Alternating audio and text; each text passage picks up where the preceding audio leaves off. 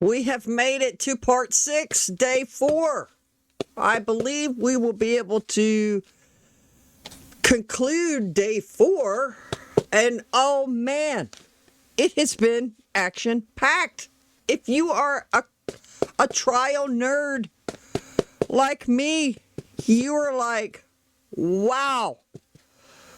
If you have watched the other videos or you just tuned into me for the first time, and welcome, by the way, if you have, and thank you for watching. And I love all my subscribers that I have. And I hope you're enjoying my coverage of this because I know I have been enjoying this. If more, I think maybe enjoying is not a good word, term rather, but just fascinated with how they're processing this and her psychosis and all of this stuff and coming to the conclusion of the trial. So we left off. Pickett is still on the stand on direct. He is still on the stand. And we're in the prosecution's rebuttal case. Oh my God. He has completely dismantled the whole defense tactic. She's bipolar. She's schizophrenic. She has blackouts. He's saying no. He says she was insane at the time. She was diabolical and callous at the time of the crime. He has notes. He took extensive notes to show where he comes up with his conclusion. He says Dr. Clark had hardly any notes on his conclusion. Now, keep in mind, Dr. Clark. Now, to me, this is the battle of the psychiatrists. So the defense had brought on Dr. Clark. Dr. Clark had a list of things. A list of things. He says he declared her insane and that she did black out. She does hear voices. Now, keep in mind, there had been no evidence other than there was an entry in her diary that she heard voices, and also in her diary, by saying that, she found it silly. Pickett said, people who hear voices, they do not find this silly. It's disturbing. And they do act upon what the voices tell them. And also, Dr. Clark, I mean, he said all of this after. She tells Dr. Clark all of this after the murder. Okay, so she has an entry in her diary that she hears voices and described it as silly. Also, we had testimony, which I didn't get to see, and I don't have the transcripts of her friends. One of the friends said that Carly told her she heard voices. I'm still not sure. I'm thinking she told her before the murder. I could be wrong because I don't know. I don't know. I just don't have the transcripts. I don't have any help. Somebody helping me research this stuff, and I'm not sure. I guess I could see. I don't know if you have to pay for it. But anyway, it doesn't matter. So she had 2 instances. But keep in mind, Dr. Clark said that she had been hearing voices since she was 6 years old. And the parents, Ashley and her stepdad, never said anything. The nurse practitioner, the counselor therapist, Carly never said a peep about voices. And he said he looked back, Dr. Pickett did, almost a decade of researching her medical history. Apparently, she's been in therapy for a long time. So, nothing until after the murder. And then Dr. Pickett, when he said, I didn't take much stock in in what she told Dr. Clark, because it was after the murder and there was no prior evidence of this other than the two in her diary, and she told one of her friends. On one time in her diary she writes this, and one time she tells her friend. And then you're talking about if it's true, somebody who's been hearing voices since they were 6. And he also said, I think it was Dr. Pickett, said it's unusual. It might have been one of these doctors. Forgive me if I get it wrong, but whatever. But one of them had said that it's unusual for somebody so young to have that. Because even Dr. Clark said that this stuff is more for older people. It gets worse if they have some kind of psychosis or schizophrenia. It's worse when they get older. But she was diabolical. She was callous. Dr. Pickett said Carly was aware of what she was doing because she was doing. So she didn't have disillusionment or derealization, right? So what he was saying when they were talking about derealization, and then he said that Carly had used that word. It's like, where did she hear that? How does she know about that? I mean, I don't recall any of the testimony that she talked about derealization with any of her therapists or the nurse practitioner. I mean, let me know. But I haven't heard any of that until we got to Dr. Clark and Dr. Pickett. But derealization work, man, it was brilliant when he went over the video, which I wanted Dr. Clark to do that. I remember when I was doing the video, and I was even stopping the video and making comments like, oh, I can't wait till he breaks down the video. I wanted him to break it down for me, play by play, and he didn't. He did it. He said he didn't even watch the whole entirety. Like, he only saw when she was in the kitchen, she had let the dogs out and came back in. But when I saw the video for the first time, with the whole entirety, okay, it was on another level.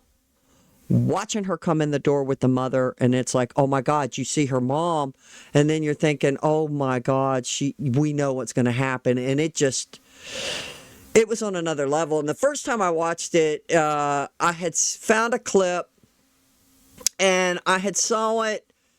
But I hadn't watched any testimony. I had just saw the clip when I was just getting ready to start doing to do this series of the trial.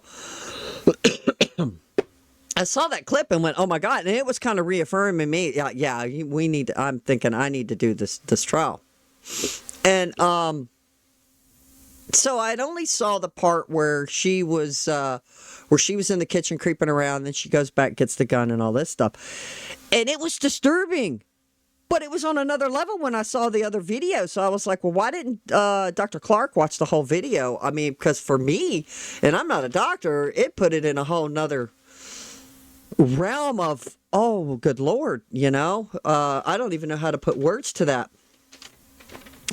But the way Pickett broke down the video, it was intense. It was intense. This is what I wanted to hear from Dr. Clark. The way he was describing her by explaining how come he thinks she's diabolical and that she wasn't detached or she's blacked out because she is doing mind thought tasks. She's going to specific places in the house, specific locations of items that she wants. She's coming back. She's looking in the kitchen around the corner to see if her mother has moved from the back of the house, from Ashley's side of the house to the kitchen. He's saying that's diabolical. She's looking because she could be interrupted. Or is she going to have to shoot her mom right there? So she's looking and she's got the gun behind her back. Now, Pickett didn't say gun, but we all know it was the gun. He's saying she's holding something behind her back. She's aware of the camera. She scoots in an odd way on the entryway because she is aware of the camera. He's saying these are too many specific things that she's doing. That someone that if they're blacked out. Now, and he was breaking this down. And it was amazing. Now, remember, Dr. Clark was saying Carly blacked out from the time she took the dogs out until the time she was came to in the sewer pipe. And then she crawls out of it. That's their story. She blacked out. She didn't know what she was doing. Oh, and then the part her mom yelling at her. She had anxiety that her mom would yell at her, and she felt detached when her mother yelled at her. Now, look, I haven't seen any evidence that her mother was abusive. Now, they did say something about a black eye, and I wasn't too sure where that was going. Because something about that the dad her biological father was abusive to Carly and Ashley.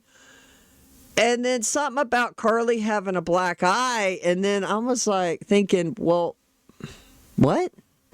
And I didn't hear anybody come right out and say, well, it was the dad that gave her the black eye. So I guess we'll see when the defense gets to come up and cross-examine Dr. Pickett where that's going.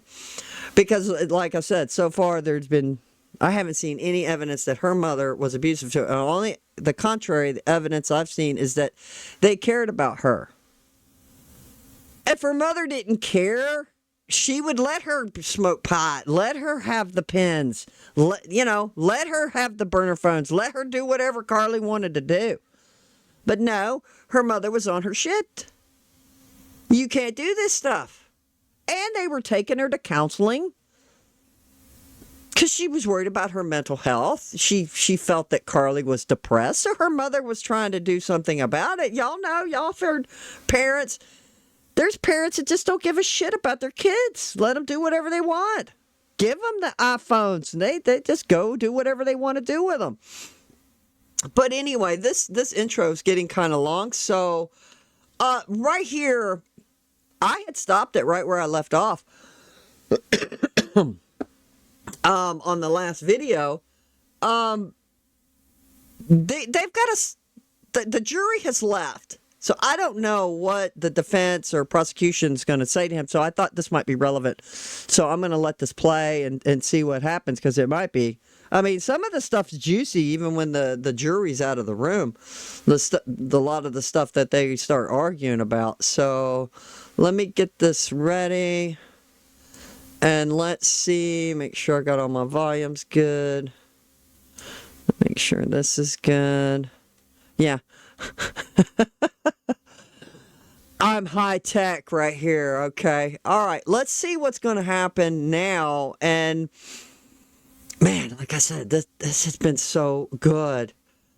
And the last thing he was talking about was Carly had lack of remorse and that she had probably some clusters, narcissistic traits, and he thinks she's a psychopath. Those were some of the last things they talked about, and the nature and quality of her knowing what she was doing. Like we're outside the presence of the jury, you have to approach. I'll hear any objection.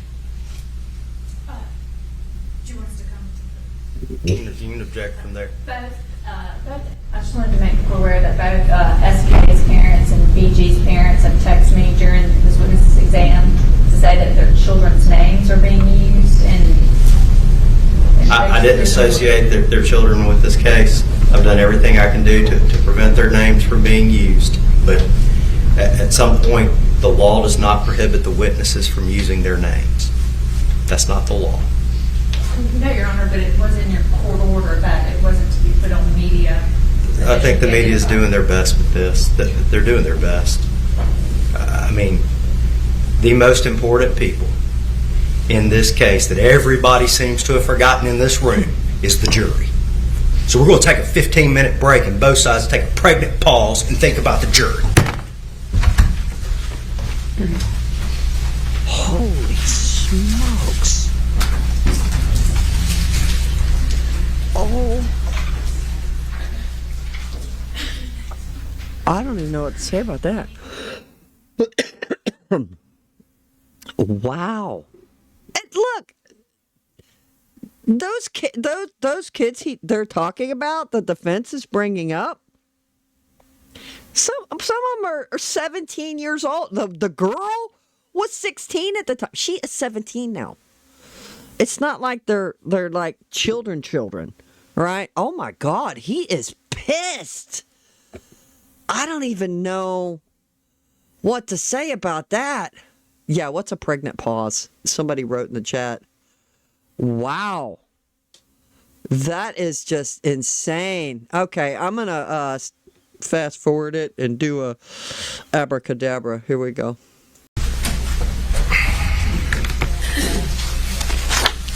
I think the judge is pissed because of all the delays that's been happening. And plus when the defense tried to have the trial dismissed. And last question was, that's all right, Dr. Pickett, based off the evidence that you reviewed, her journals and scratchbooks and interview with other children, family, and friends, you determined that she exhibited some manipulative behavior.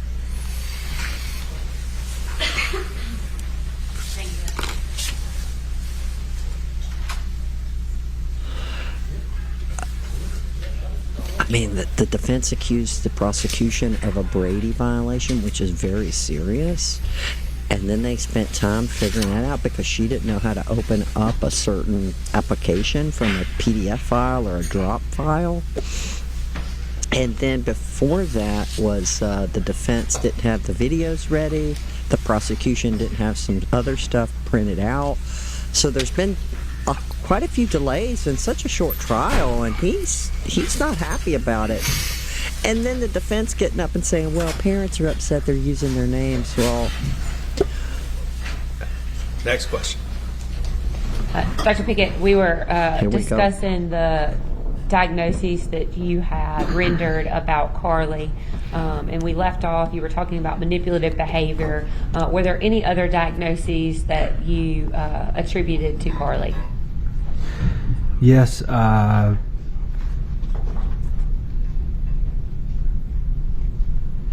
didn't finish my thoughts on the psychopathic traits. There's a few other characters I'd like to just say real quickly. Sure.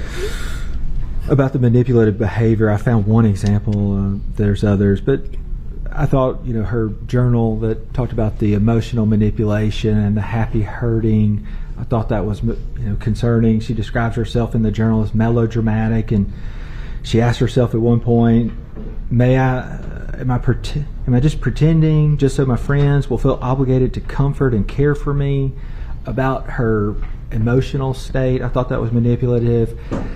I thought about the fact that she didn't tell some of her, like LPC Kirk, about some of her marijuana use and such. I thought that was hiding and manipulative. And then when we were talking, sometimes she kind of de-emphasized certain things, and I kind of felt like I was being, pushed, not pushed towards a certain diagnosis, or I thought it was manipulative. So that's where I got that. Another psychopathic trait is like poor behavioral control. So I looked through a lot of things. I mean, obviously, the incident is a poor behavioral control, and doing the there's other things. The knife incident with the school, where she initially said it was for somebody told her to. She told me that a friend told her to bring it. But then after reviewing the discovery, it said that she had told them it was for protection, and mentioned some high school students. And then some promiscuous sexual behavior. There was a sex toy found at the scene. There was the nipple piercings. And so I'm certainly not diagnosing a 15-year-old as a psychopath. I'm just saying there are some concerning traits. And given me trying to rationalize why did this happen, that played a factor to some degree. And then lastly, I agreed with some other specified trauma and stress-related disorder, like an adjustment disorder with prolonged duration of more than 6 months without prolonged duration of the stressor, which basically adjustment disorder, which is a type of trauma-related disorder.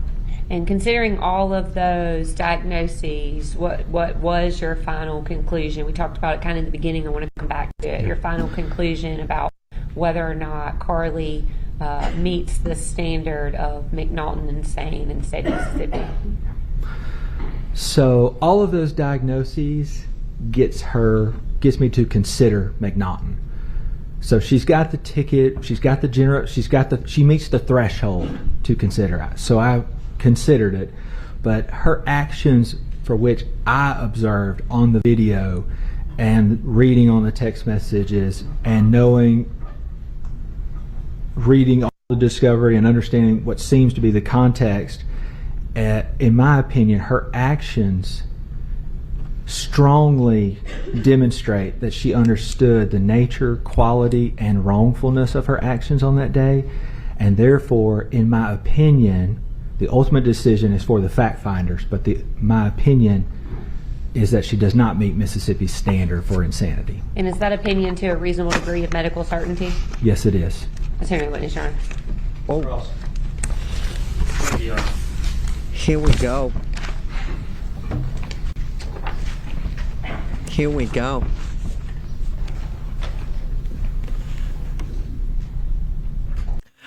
The defense is fixing to cross-examine him. And what testimony. It has been incredible. Incredible testimony. Damning testimony. Believable testimony. Wow. I'm glad he went over the psychopathic traits, that she's manipulative, behavioral control. She can control her behavior. He talked about the knife, that she's changed her story. So she's, she can lie and be manipulating. The sex part, like he said, her getting a nipple piercing and things like that. But he did say she got the ticket. She got a ticket, but she didn't meet the rest of the criteria. So the threshold of the McNaughton, she got a ticket. And the video, he was saying the video demonstrates a lot. I guess if Carly, I know there's all these what ifs, but that doesn't matter. But the video is incredible. I guess let's play the defense's tactic before. If there was no video, they probably could, because a lot of his, when he was breaking down that video, my God, it was intense. It was intense how he broke it down and how she was demonstrating diabolical, and that she's going and doing all that. Maybe he could still come up with this conclusion because she was doing specific tasks. They would still have found that, okay, she found the gun, she killed her mom, she started texting her dad, her stepdad, pretending that it was her mom on her mother's phone.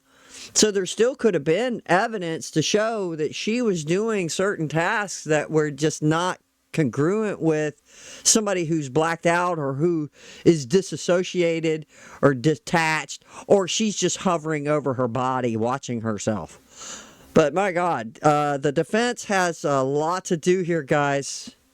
Wow. Let's go. Oh, I'm ready. Yep, it's him. I guess she's lucky she's not, because she was leading Carly during the Dr. Pickett's interview with Carly. I wanted to hear some audio.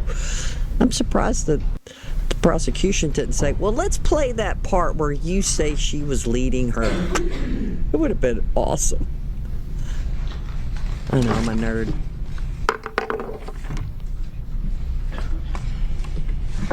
I may beg the court's indulgence for just a second to get organized, Your Honor. Oh, you should have already been organized. You had like 2 hours to get ready for this guy. My goodness. I think the judge is already pissed that y'all are delaying stuff. Good afternoon, Dr. Pickett, or may it please court. Yes. Good afternoon. Good afternoon. I have a few questions for you, I guess, regarding your report and everything that you've just testified. Sir. First of all, I know you're a forensic psychiatrist, and I know you're, I think you're qualified in emergency room technique, or as an emergency room doctor, as a psychiatrist and as a forensic psychiatrist. Yes, sir. My understanding is, when did you become a psychiatrist? I guess when you become a forensic, or when I say psychiatrist, a forensic psychiatrist, that's when you become board certified. Is that sort of, or do you just take the classes and then you get board certified? So you complete your psychiatry residency first. You graduate from that. You get a degree that you're a psychiatrist, but at that time you're just a general psychiatrist. You still have to take whatever state boards to be licensed. Then you apply for a fellowship. It's a very competitive process. You get selected, and then you are a fellow. You're not on your own, but you are seeing forensic related cases under the supervision of your supervisor. Do you think he's going to try to, with this opening up, how did you had all this other stuff. You were a certified ER doctor. So how did you become this forensic? I'm sorry for stopping it, but the first thing that popped in my mind with that questioning is he's going to try to discredit him? Yes, probably. Wow. Okay. I don't know, guys. That's what just popped in my mind is what? You're going to say, well, you were too busy in the ER. How did you have time to study? I don't know. Where's this going? Let's go. And when did you become, become an official board certified forensic psychologist or psychiatrist? So I graduated from my fellowship in forensic psychiatry in June of 2023, and then I believe I took my boards around September. No, what was that? 20? Yeah. That would have been September 2023 when I got my board certification. But you're doing forensic cases, that would have started in July of 2022. Okay, so you've been doing forensic cases since July of 22, which is approximately 2 years. Approximately, yes, sir. Okay. And you actually became... Oh, so he's only been doing it for 2 years. So now, he doesn't have the lengthy 30-year, 35-year experience that Dr. Clark has. I think he did a better job than Dr. Clark. If we're going to go with battle of the forensic science here, forensic therapy guy, it's got to go to Pickett. Wow. I don't know, guys. This is getting good. He's going to try to rip him a new one. Board certified in, I guess you said October? I'm estimating September of 2023. Okay. So it'd be about a year from now, right around about a year. Okay. Approximately, since I was board certified, yes, sir. Okay. And you don't have a specialty in child or adolescent psychiatry, correct? No, sir. Okay. And wouldn't you agree that anytime you're dealing with kids, adolescents, there's little nuances and differences in those situations, correct? I think there's certainly subtle, little, as you said, little nuances. But as a general psychiatrist, we do have experience with pediatric and adolescents. We do at least a year in our residency of exclusively child and adolescent. So we do get trained on it in residency. And as a general psychiatrist, you commonly can see whatever age you feel comfortable with. You don't have to be board certified to see it, is what I'm trying to say. Not saying you don't. I guess my question is, I'm sort of getting into, there's an actual, I guess, board certification, which is for children and adolescents. Yes, sir. And so how many more years of school would you have to go to get to that point? That's 2 years, I believe. Okay. And that sort of, you get all the specialties and everything, so you know the nuances and how everything works. Is that correct? I think they have more training in it. I agree with that. And Dr. Clark, who you watched testify yesterday, he's board certified in children and adolescent psychiatry, correct? According to what he said, yes, sir. Yes. Are you doubting what Dr. Clark said about his qualifications? No. Okay. So he would have more, I guess, training and stuff in as far I knew this as was coming. I guess with children and adolescents, correct? Yes, sir. Okay. And he's also, I think, been practicing for, I think it was 25 or 30 years, correct? I think that's what he said, yes, sir. And so he would have a lot more experience than you do, because you're, I guess, where you're at for forensic psychiatry just started about a year ago.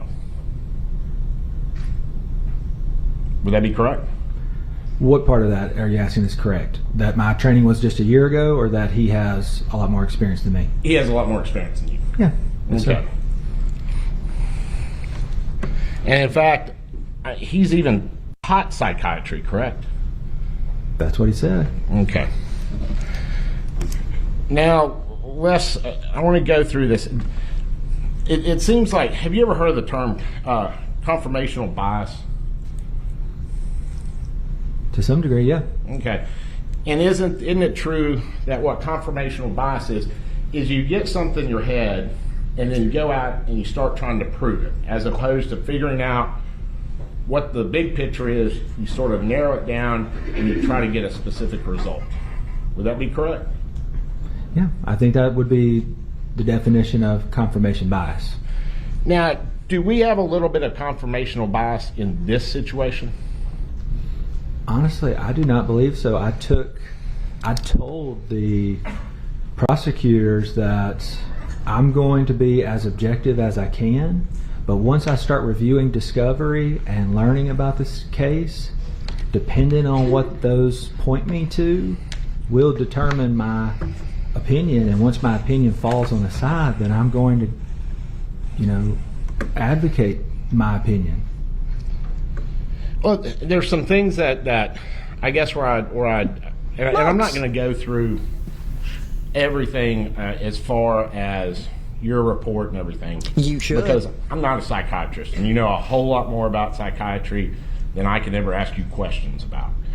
But you would agree with me, Dr. Clark testified that he had diagnoses that were very different from the ones that you had today. Yeah, Yes, sir. very. And you would also agree that Dr. Clark has a lot more experience, correct? Yes, sir. Okay. Now, there's some things that I wanted to go over, because you talked about, I guess, that there wasn't really anything that that could be used that would lead you to believe that she was suffering from, I guess what Dr. Clark called wasn't delusional. What was it? What did he term it? What was her condition? He said many things. Yeah, wasn't it dissociative or something? What was it? What was said all his? kinds of What was stuff. he saying that she was suffering from? A lot.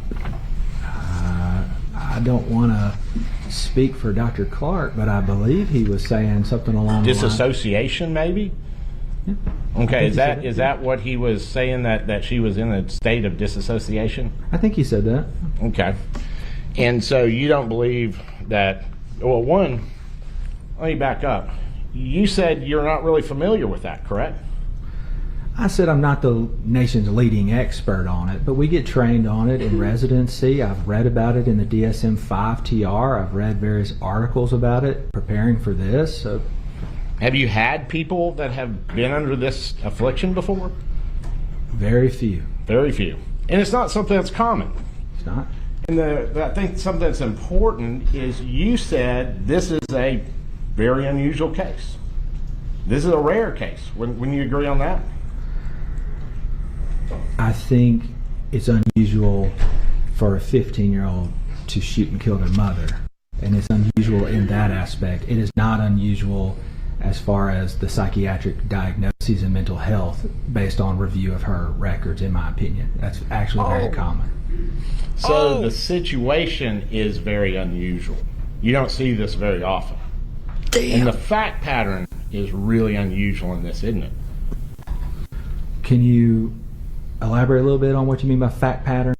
Did you ever see any violent tendencies at any time? Were you able, in your, I guess, review of everything, were you It's able lagging. to see I any don't know why. tendencies that she had? Come on. And I'm talking about Carly.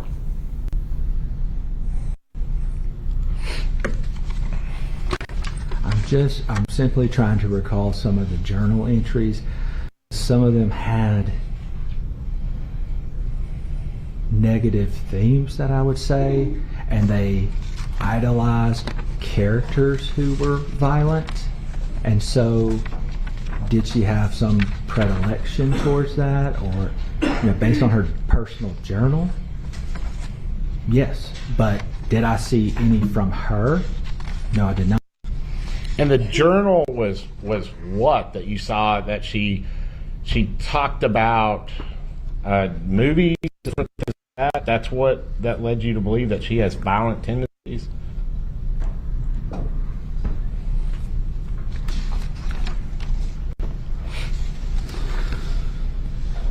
In her journals, she talks about happy hurting with her emotional manipulation. She talks about she really liked the Pinocchio movie, and her favorite parts were when the bomb dropped on the church that killed Carlo and Mussolini, and she referred to that she might one day be famous for making a nuclear bomb. Not that she had in plans to do that, and it's okay to be evil, and she chooses fire because it is powerful, beautiful, and deadly.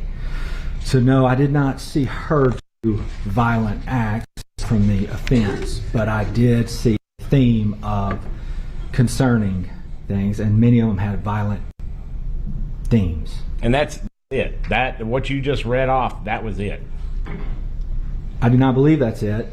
That's what I could find as a needle in a haystack of an 85-page report, but there were themes of that.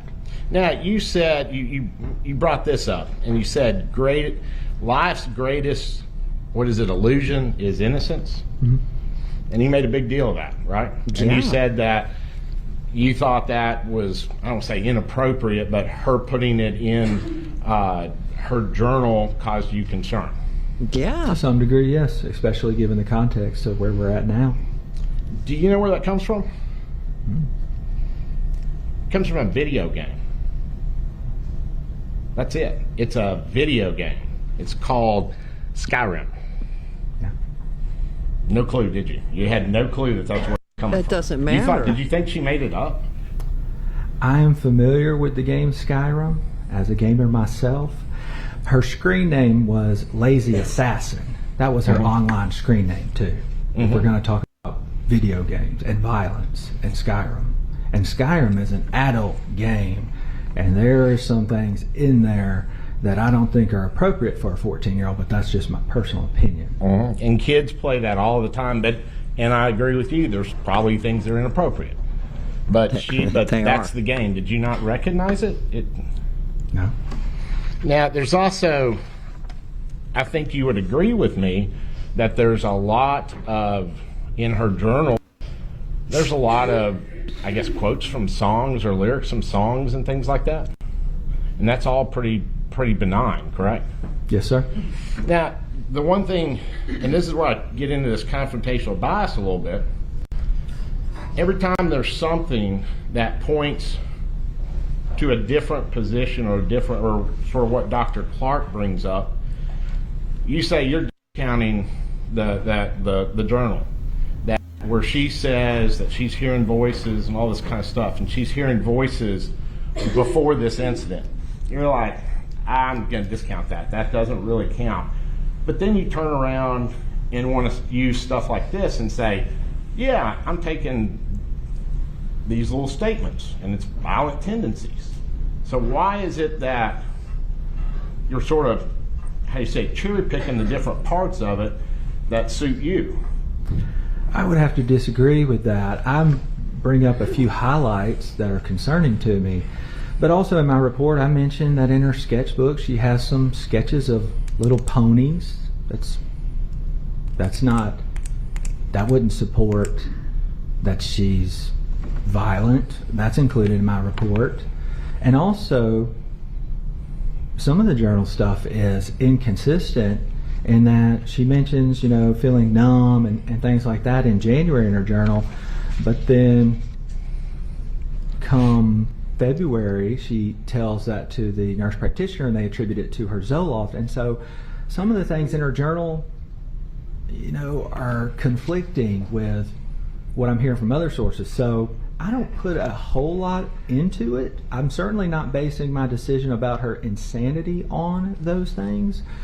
But to even consider insanity, you have to have the prerequisite threshold diagnosis. And therefore, I did a deep dive into an adolescent's journal. But that was only one piece. Now, the biggest thing that you said led you to believe that, caused you concern was that you were not seeing, I guess, any reporting from either of the two. I guess it's Kirk and the other therapist, and that caused you some concern because you were saying that normally, individuals are going to confide in that person. Would you agree? Generally, most people would confide in their mental health professional about things that they were concerned about regarding their mental health. Yeah. Now, we had some testimony from one of the therapists today, and she said that it had taken her, I guess, a year and a half before Carly had opened up about issues. And I think with these people that she started seeing in January, that would have only been about 3 months of seeing people, correct? So there wasn't a lot of history with therapists between, I guess, when she went in January 15th to when the incident happened. Would you agree on that? I agree that there was only those two within that period, but there are older records from a therapist that were also reviewed in my report. And she wasn't having these issues back then, or correct? No, and that was actually closer to the traumatic event. Now, are you sure that's the traumatic event? Because that's one of the things, you go to the traumatic event. You can have other things that cause you to have a traumatic event, correct? You can. Yeah. So when you're saying that there's a traumatic event in her life and it's whatever happened, it's 5 years ago, we really don't even know if that's what it was, correct? We don't, but by talking to her and asking about her history, it does seem like when she's talking that was a significant trauma. The Kevin, the neglect, the abuse, and her sister dying at a young age, and her parents divorcing. Those were big, and she hasn't mentioned anything bigger than that to me, or that I have seen in the records.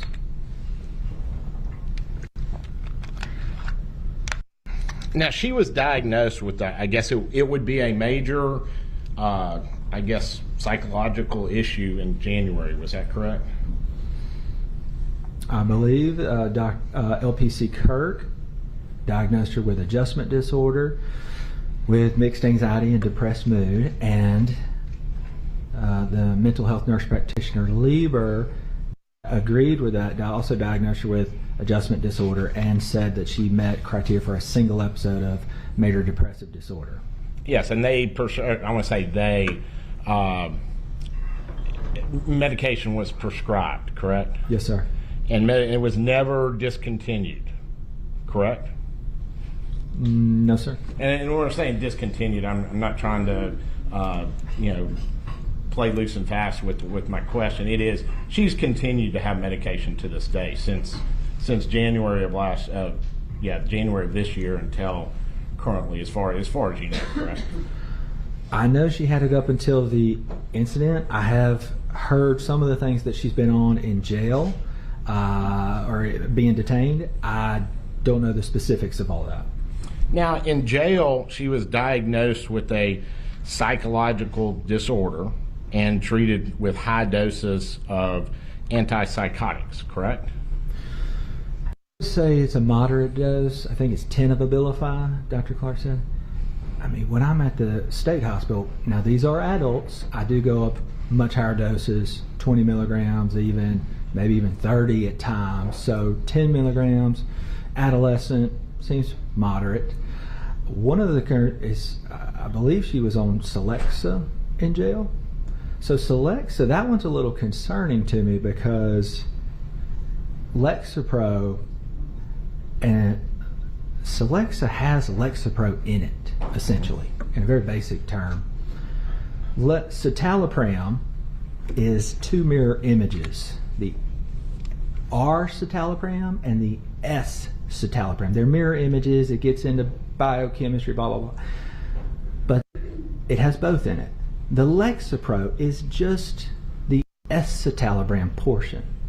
So to me, if you're really concerned that the medication was causing some issues, having her on citalopram, Celexa, which is still Lexapro, doesn't make a whole lot of sense to me. Now, the Abilify, we use that for many things. And that could explain some of the, Well, and this is one thing. Dr. Clark had explained it yesterday. And he said that, yeah, your Celexa has the Lexapro, but it has the other, whatever the other qualities, and it affects the brain a little bit different. So some people that don't do well in Lexapro do well in Celexa. Would you agree on that? I would recommend if somebody had reportedly a bad experience on Lexapro, then you shouldn't use the SSRI that is as close as possible to it and literally contains the same medicine. Oh. I think that would be a bad idea. And so again, that's where you differ with Dr. Clark. Yes, sir. Okay. Let's talk about, I think you were talking about Dr. Hardy's evaluation of Kevin Gregg. Yes, sir. Oh, shit. And Oh, shit. Now, if y'all are keeping up with this, Dr. Hardy is the one that diagnosed Carly's real bio father, because he was never a father to her. The bio dad said he was bipolar and only seen him 3 times, which equivalent to an hour. And this man had a list going back a decade or more of drug abuse.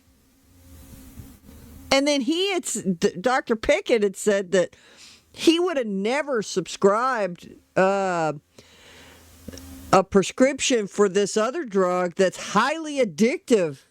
And then he would take caution in diagnosing somebody with bipolar because they've been abusing drugs so long. So just keep that in mind with this testimony. Let's see how he's going to poke holes in that. Now, guys, I don't think he won any points, the defense, in discrediting this man's experience. I think he was way more articulate than Dr. Clark. if we're going to go that route, the battle of the psychiatrists. This guy, and I think they were trying to stub him. Like, are you biased? Just right out accused him of siding with the prosecution. I know the jury's paying attention, and I certainly hope they do, because that was like, wow. You just basically asking him those questions is you're questioning his professionalism, his qualifications, and his experience. That's incredible. Now, they still got to get to the video. How y'all remember how Pickett here, play by play of Carly, and how he's describing how diabolical she was in the video. Clark did not. They did not elaborate on it. He did not. And I remember in my previous videos watching Dr. Clark, and I was giddy about it because I'm a nerd, a trial nerd. It's like, I want him to break this down. I want him to describe to me every move that she's making, going through and being deliberate. Why is she doing this? Why is she peeking around the corner? Why is she hiding the gun?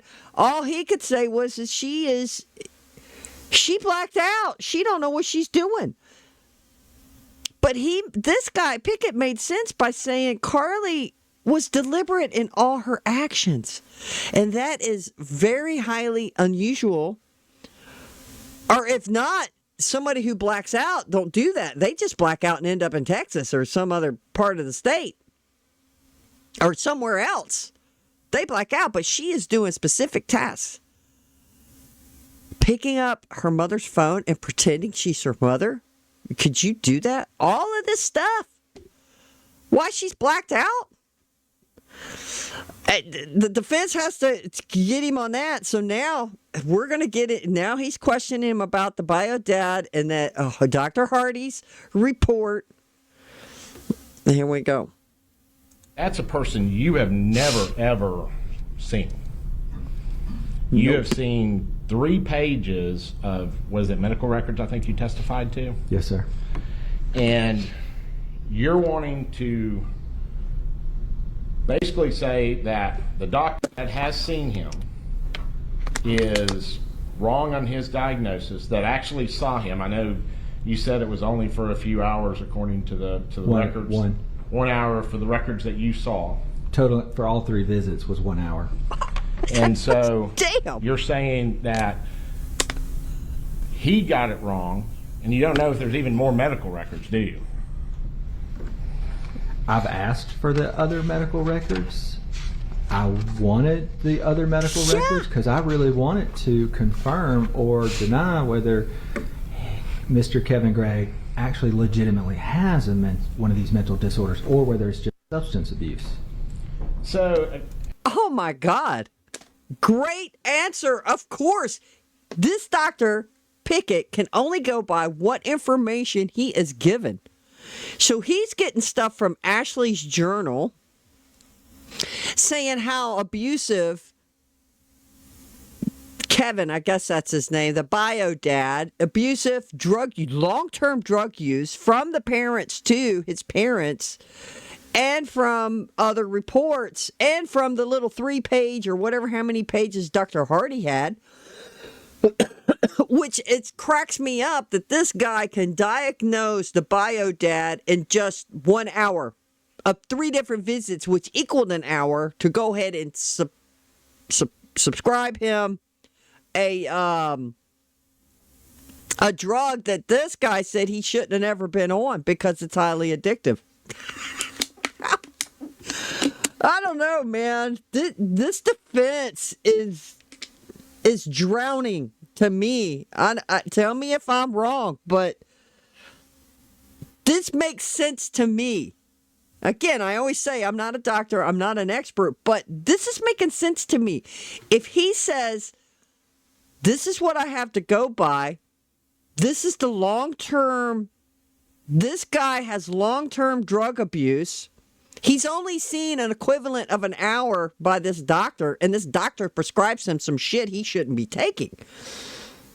Like, he should have said, well, he should have gave him something else, or she should have waited for more information, more meetings, before he subscribed this guy this medicine. Which I thought was awesome, because why are you just throwing pills at people? Right? This is getting good. Oh, my God. The way I got it and the way your testimony was, and maybe I could be wrong, but it seemed like you were saying you don't want to say, or you, first of all, we were dealing with bipolar, and evidently there's a heredity issue with bipolar. Yes, sir. And here so we you go. were wanting to say that Kevin Gregg really doesn't have bipolar, therefore the heredity part of the prong that would go towards Carly doesn't exist. I would say yes. If he doesn't legitimately have bipolar disorder, then it makes it less likely that Carly has it. And so your reasoning is that you want to make another diagnosis over a doctor that actually saw the individual and diagnosed them with bipolar. I don't want to, but as my job entails, I have to look at the details. And people are misdiagnosed frequently. I know this because I work at the state hospital, and these patients come to me and reportedly they have a diagnosis of this or that, and we kind of go through their history and we're like, no, it actually seems more consistent with this. So it is standard to question previous doctors on their records, especially when they're so sparse, especially when there's a big history of drug abuse that can make you look manic, that can make you look psychotic. I wouldn't be doing my job if I just accepted any piece of paper that says somebody has a diagnosis. So even though there is a diagnosis, a valid diagnosis from a doctor, and you don't have anything to overturn it, you're like, I'm not accepting it.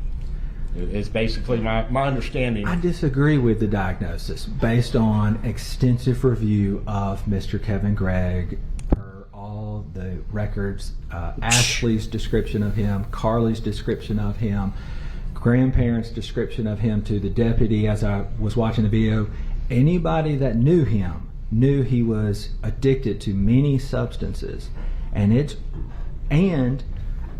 he was prescribed Adderall, Klonopin, and Ambien. If I have somebody with bipolar disorder, I'm not going to prescribe them Adderall because that can really push them into a manic episode. And when I reviewed Dr. Hardy's records, he did not justify. If I have a patient that comes to me and this is our first interview, I will diagnose, say, according to the records I've reviewed, Mr. Johnny has schizophrenia because he had delusional thoughts, he had disorganized thinking, he had auditory hallucinations, and here's the records I based that off of. And Dr. Hardy did not do any of that. And actually, his substance abuse was minimized in those records. And so I just don't believe that Kevin may have been as forthcoming with Dr. Hardy, and he may not have had all the records. Now, what is Thorazine? It's an antipsychotic. And that would be something that that was prescribed to Kevin Gregg by Dr. Hardy. I don't know everything Dr. Hardy may have prescribed him. I know the ones that were very concerning. And you didn't see that one? You didn't see that? I don't remember. What about, I guess it's Respira? Risperdal. Yeah, what's that? That's an antipsychotic. Okay, that was prescribed to Kevin Gregg by Dr. Hardy, which would be consistent with what's that treating? We use antipsychotics for behavior. So if somebody comes in and they are acting erratic, violent, aggressive, yelling, screaming, throwing fits, hurting people, we often use mood stabilizers and antipsychotics. So just because somebody's on an antipsychotic does not mean they have a psychotic illness or bipolar disorder. Now, did you never looked at the medical records from the jail, correct? I looked at the ones that were sent to me from Region 8, and I glanced over them. I didn't necessarily put a lot lot of weight on them, only because I am evaluating her sanity at the time of the offense, and what she says to people now that cannot be objectively confirmed. I can't see it and do it in myself and really see that I see this without such giant secondary gain. I'm real skeptical of those things, and so I didn't put a lot of weight into them. Because the way I understand it is, she gets diagnosed in January with, I think, with a major situation, however you want to call it. I guess it was a one-time kind of deal. Yes, sir. And then you were in here when one of the witnesses disclosed that Carly and her talked about Carly hearing voices. Remember that? I do. Okay. And so that happened before the situation happened on the 19th. And then you had, in the journal, it talked about hearing voices. And I think that was on the 12th of March, which was right before the situation, correct? Well, a few things I'm skeptical about is the friend. I believe they're still friends, is what was said yesterday, and that they still communicate to some degree. And sometimes ideas can be implanted after the fact, and people don't know. So I'm real skeptical of that because of the large secondary gain and the things that have been consistent with malingering. The journal article for the 12th, when I see people that have schizophrenia and they are suffering with these auditory hallucinations that they do not want, they do not like, that bother them, they usually do not describe them as quite silly, and they do not describe them as ravenously screaming at each other, and thankfully physical altercation is not fruitful. That's not how they describe it. How would a 14-year-old describe it?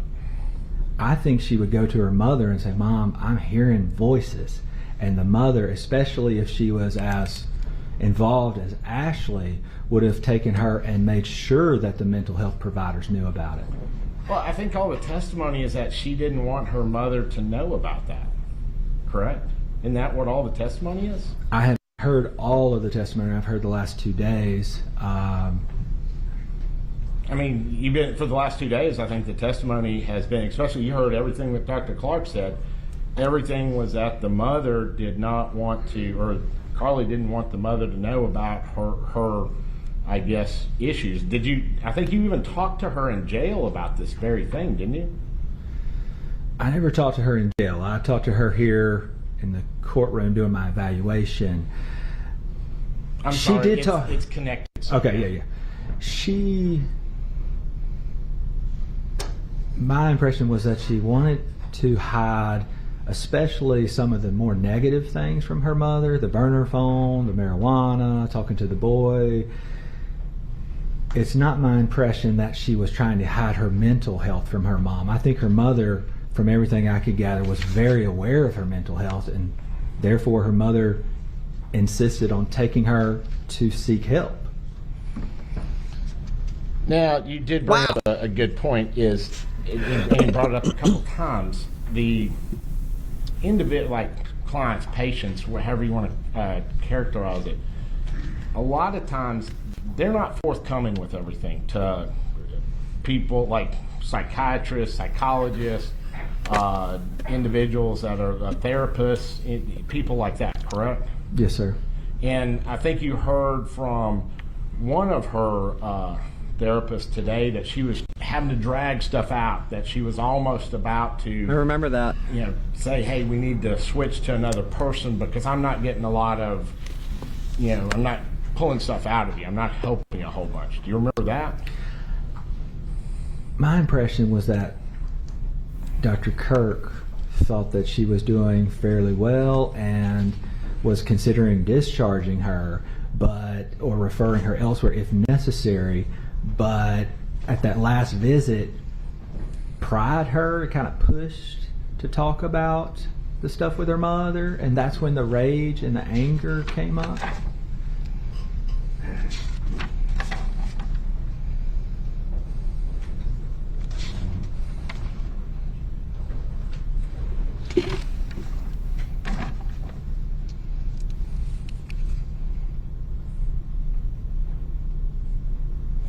Now, at one point, Carly, and this is stuff, again, put in her journal, and said that she had a psychological or psychotic break.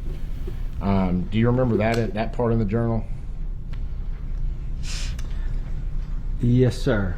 And you said you didn't put a lot of credence into it because it was something that she wrote, and I think you said the journal was, she was using as sort of like theatrical and things of that nature. Is that sort of your take Yeah, on I it? said there's a mixture, seems like, of what might be truth and what seems theatrical. Now, the disassociation, which we were just talking about, you're not really, you said you know about it, but you're not an expert, and you said you have seen it in rare cases. We agreed that this was a rare case, correct? Or your words, I can't remember. It's an unusual case in that a 14-year-old killed her mother. It's not unusual in that her mental health, as well as anxiety and depression, those are common. He got to say that twice. The defense let him say that twice. It's unusual for a 14-year-old to kill her mother. He said it twice. But it's not unusual for them to have mental health. But it is unusual for a younger person to be hearing voices. It happens later in life, after puberty, late teens, early 20s, they'll start manifesting. Statistically, I don't know, guys. I don't think the defense is plugging good enough. Is plugging good enough they had to climb over a pile of doo-doo by saying they're trying to make the connection that Carly inherited bipolar from her dad. So they tried to discredit his testimony. And I don't think they did. I think he did a good job by saying, hey, I can only go by what they gave me. This is what they prescribed to him, which I wouldn't have done that.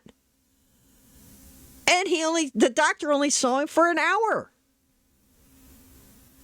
Now, we know the way the medical system is now that you don't have the family doctor from yesteryear, right? Where they know the whole family and they sit and they take the time with you or your kid or your family member. It's like it's Animal Farm. It's in and out like cattle. Get them in, get them out, see them for a minute, boom, prescribe them a pill. This pill's going to make it all better. This is what's happened in America today. You don't have that home neighbor community doctor, rather, that takes the time, knows the family. No, there's too many. Doctors are overwhelmed. Plus, they probably get kickbacks from prescribing this shit to these people. Like he's saying, I wouldn't have given this man this stuff knowing his drug history. And plus, he did say that the Dr. Hardy didn't take the time. And plus that the bio dad wasn't forthcoming with his drug use and drug abuse. I think he did a brilliant job of answering those questions that the defense is trying to dismantle him because that's part of their defense. Carly is bio dad has bipolar. So Carly has it. Carly has schizophrenia. Carly has blackouts. Now, they still have to get to, oh my God, the video. The way he said, they going to get to diabolical? I don't know if the defense should even bring that up. They have to, though. They've got to try to discredit him and poke holes in everything that he just did because this defense is a dumpster fire. It's a dumpster fire. I mean, he's coming across as legit, and in his answers, it's not like, to me, it's like, oh, he's been caught in a boo-boo over Mr. Harding's findings that Carly's bio dad is bipolar. And just now, them talking, Carly never told her mom about none of this stuff. None of this stuff told her mom. This is terrible. This is terrible for the defense, by the way.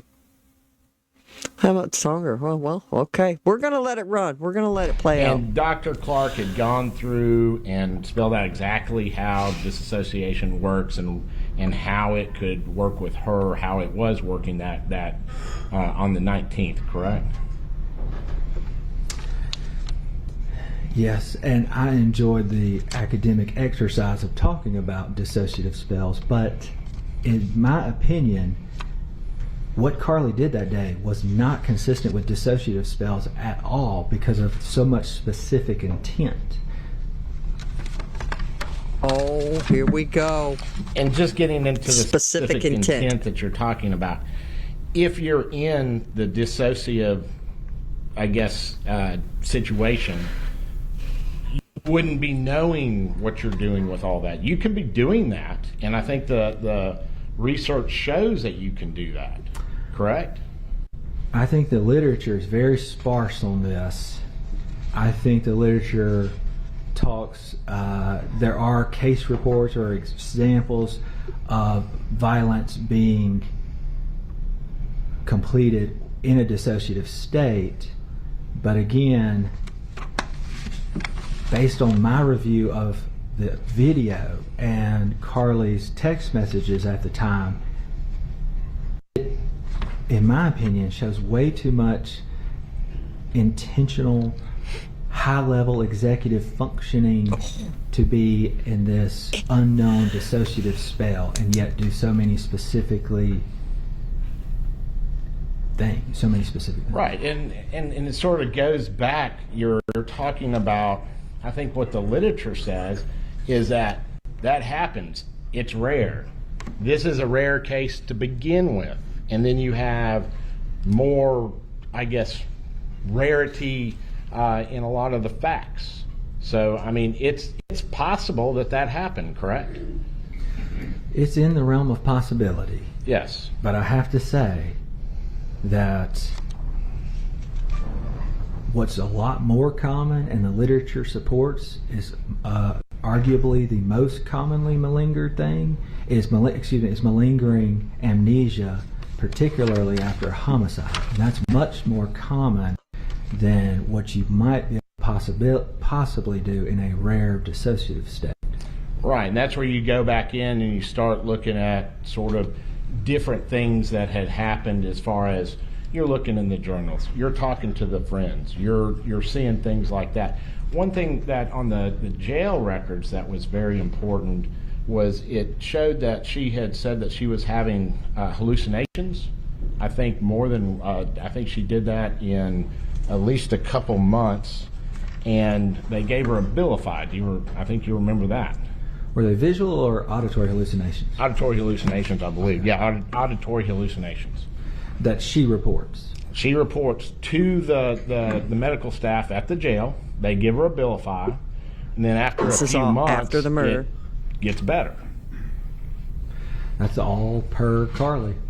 Yeah, but that would also be consistent that because you can have a I guess a oh my episode, God a psychiatric episode, and it doesn't all start at one time. It builds, correct?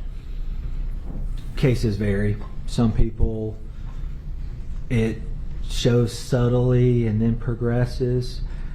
Other people may do a substance and then it causes a break or something like that. So it can vary. It can vary, and you can, in this situation, There was stuff that was out there before this happened. And then we have the 19th of March. And that's when the situation happens. And then right on the back end is where you have, I guess, she's telling the person in jail, this is what's going on, and they prescribe her this medication, and then it gets better. Did you talk to her about that, about the hallucinations no longer being present?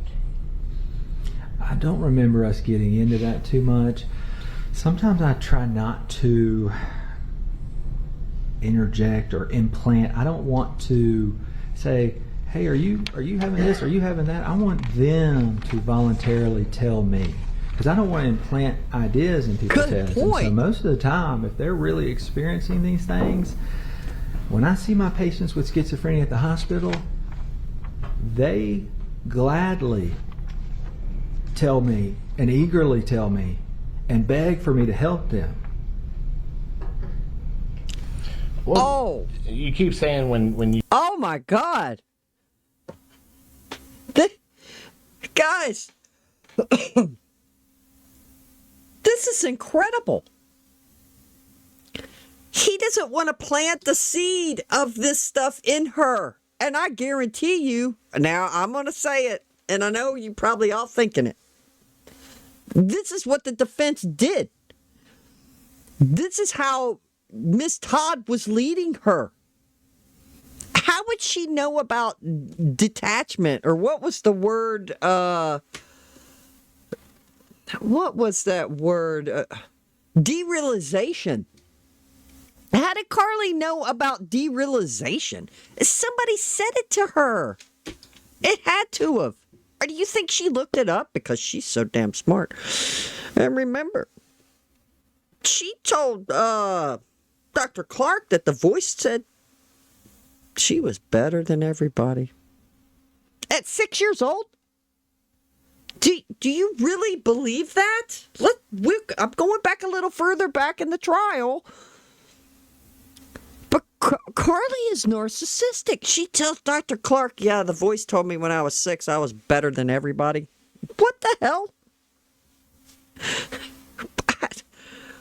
Oh my God.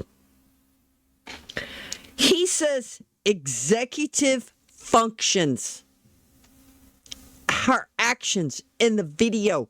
I wrote it down. He said executive functions. She was making executive decisions, calculated decisions, diabolical and callous in the video. He did not see anything that would lead him to believe that she was detached, making these decisions. This is unbelievable. Oh my God. This video is going to run long, but look, they don't have much longer left. I know they're probably going to end up taking a break. And I don't even know for day 5 what's going on. Like I said, I'm methodically going through each day. So I don't know how long this guy, the defense has to keep him on longer. There's still more that he's got to go over lack of remorse. Carly's words at the time has understanding and nature and quality of her actions. The defense still has to squash what Pickett said, because Pickett said all that. She does not meet the criteria of being insane. She got the first ticket. Pickett did say that to start. Okay. Oh my God. They still haven't said diabolical yet. Is the defense going to bring that up? Play by play of the video. He done let him say twice that this is unusual for a 14-year-old to shoot her mother in the face. Now, nobody's even brought this up yet. I know I watched a lot of Forensic Files, guys, for years, right? Where they talk about, and not just Forensic Files, but just people in general who murder other people. Well, either it's up close stabbing or, I mean, she shot her mother in the face. What does that mean in a psychiatrist's point of view? Nobody has said it. I'm waiting. I've been waiting with bated breath. Tell me, does that mean a disdain for her mother, a hatred to just wipe her out? And then her face is covered. What does that mean? Does that mean she don't want to see what she has done? Cuz it's in Carly's room. Carly's probably going in and out of her room, getting shit out of her room cuz it's her room. Maybe I don't know. It's her room, right? Kids going in and out, you're going in and you need shit out of your room. She don't want to see what she's done. She covered her mother's face. She kept the dogs out of the room. She told the dogs they were okay. She was giving commands. It's okay. It's okay. Man, this is insane. Let's go. You see your clients at the hospital who have schizophrenia. You didn't diagnose her with schizophrenia, correct? No, sir. I'm just using schizophrenia as a standard psychotic illness. Well, when you saw her, Okay. I guess it was on the 30th of August, not too long ago. Yes, sir. She's competent. She answered all your questions, all that kind of stuff. There wasn't any problems, correct? Correct. She's lucid. I mean, she was on the 30th. She was 100% fine. Yes, sir. The big question is how she was back on the 19th of March, correct? That's what you're here for. Yes, sir. And so right after that, there's records at the jail where she's saying she's having these hallucinations. They're giving her medications. And then it seems that works because she no longer, I think there's some notes that she's no longer having them. So wouldn't that be something that you would want to look at? Because it's Not after the murder. necessarily pertinent to how her mind frame was at the time that she killed her mother, especially when I have video footage of her at that time, and I have text messages of her conversations at that time. I know I have all the statements of everybody who knows her way better than me. I have medical records from years. Hearing exactly what she says afterwards when there's a big secondary gain. Well, what about the victim in the case, her stepfather? Her stepfather describes her as, that's not Carly. That's what his testimony was. And he's the person that actually saw her. And I know you haven't said anything about that, and that would seem that would be something that's very, very important when he's saying she was not in her right mind. And that's when it's happening. I tried to call him and interview him, and he didn't want to talk to me. But later he called me for about 6 minutes on the phone at the request of Attorney Todd, and we talked, but it was very limited to Carly's been forgetting things and zoning out. I wanted to talk to him and hear his side. Did you not hear the testimony? Now hold on. That's just stuck out to me. He was limited on what he could talk to her father about. How does that help him in his evaluation? He needs all the facts. He needs everything. Everything. That just hurt them in my eyes. You limited a doctor? Did Dr. Clark, forgive me, but I'm trying to recall, did Dr. Clark interview the stepdad? Now, the other doctor, was it Amber? She was called by the prosecution. She said she evaluated Carly. And also she's saying, just like what he said, whatever my findings fall, I'm not taking sides. I am here to evaluate. And the prosecution said, okay. She said she wanted to interview the stepdad, but he never called her back. And he wanted his attorney with it. What is going on? Did Carly's attorney say, no, don't? Because they knew they were gonna find shit. They were going to ask him questions. Maybe they were worried about what answers he's going to give when he needs to be given the truth. And these people are smart. These psychiatrists, these forensic psychiatrists, they know how to find out stuff. Talking to these people. To me, this is big. Why would you suppress what to ask him? When a psychiatrist needs, if it's his job to evaluate somebody, no matter, and he keeps saying, it doesn't matter what side the fence it falls. He is to evaluate everything and then come with this conclusion no matter what. I believe them when they say that. Am I naive? I don't think so.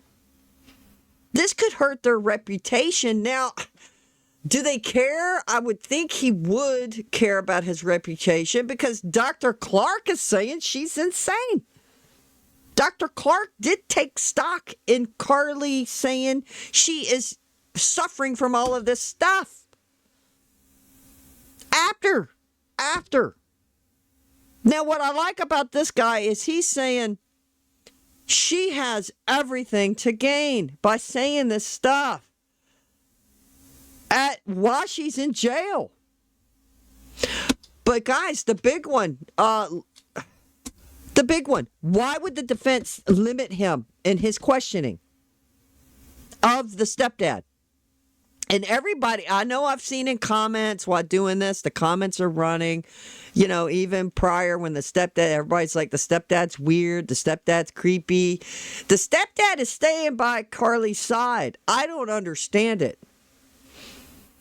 And I would like one of them to tell me, one of these psychiatrist doctors to say, well, what do you think? They should have let him get interviewed. Because I want to know what their conclusion was with his psychosis, his mental, then and now. Why would he stand by her? Because I don't understand it. She tried to kill him. And now he doesn't want to get 6 minutes. Now, I'm going to restart it back up because I'm curious. What did he find out in the little 6 minutes? And he was limited to what he could talk to him about. Which, how much information can he get from that? This is bad. This is real bad. He should have been interviewed. He is key. He is the only living person that lived in the household with Carly, and she tried to kill him. I think it's crucial that he should have been evaluated and talked to thoroughly. I don't know. That's just my opinion. And why didn't he? Oh, why? I didn't hear I was only here for yesterday and today's. Okay. Because he said that, would this have any impact, is if he's saying that she did not look like she knew who Heath was. Well, she called his name 3 times when she knew he was coming home, and she texted him and said, hey, when are you coming home? So I find it hard to believe that she didn't know who he was. Now, him being in a shocked state, looking in her eyes, if she's in a shocked state too, because she's about to shoot him or attempting, I don't know how much he could decipher accurately at that time. So his opinion on her state and how she looked and things like that really doesn't play with you very well. I would take it into consideration. I do not think it would change my opinion. Oh.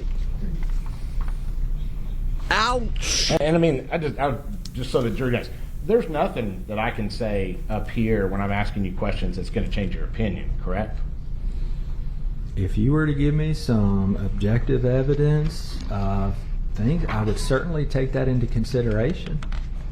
Good you wouldn't answer. Just go like what we did with Heath Smiley and just say, I don't think that he can make a good determination.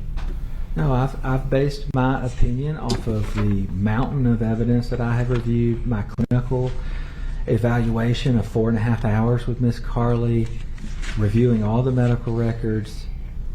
I have based my opinion on that, and if there was new information that was relevant, I would certainly consider it. May I beg the court's indulgence? Yes.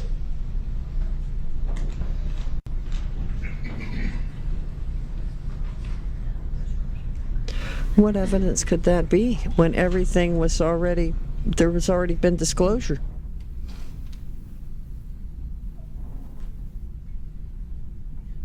Again, why didn't they let him talk to the dad? They should have, because he's questioning him about relevant shit.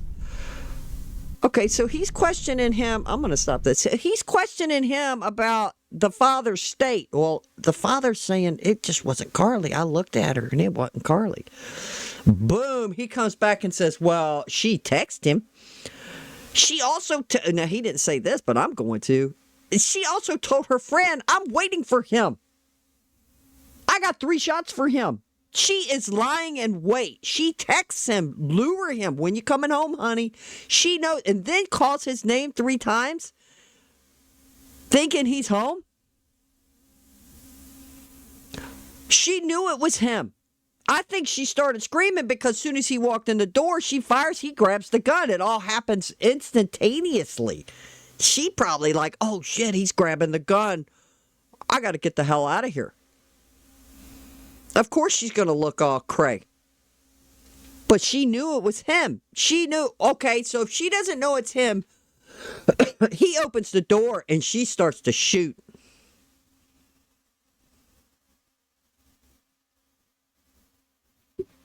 I mean, again, you're asking him these questions, but you didn't let him interview him. You limited his questioning to him. And I hope the jury wrote that down.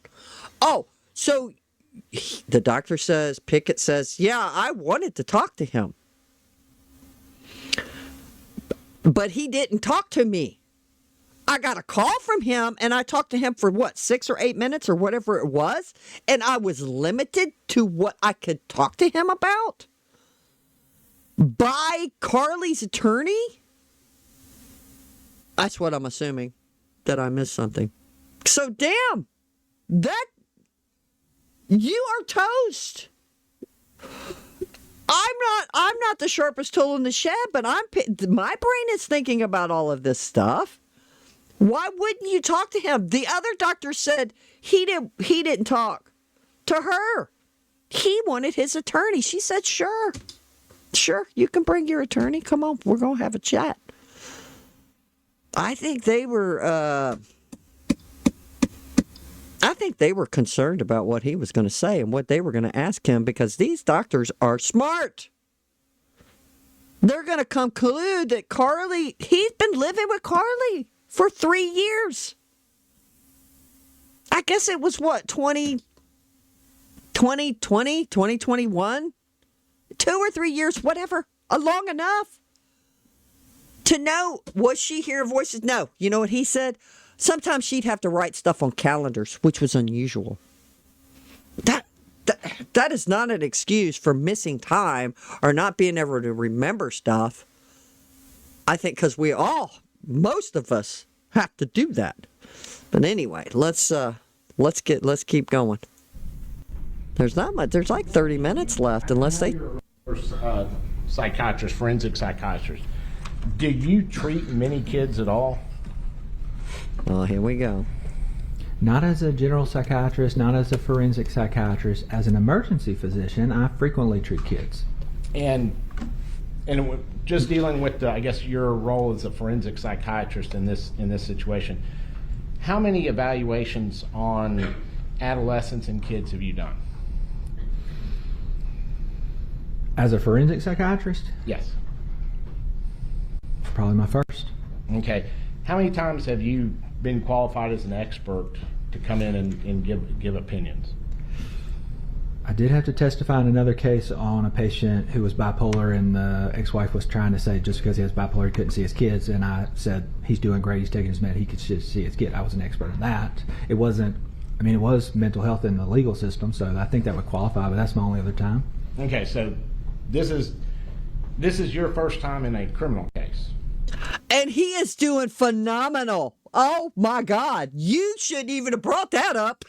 This guy, it's first time in a criminal case, and he is phenomenal.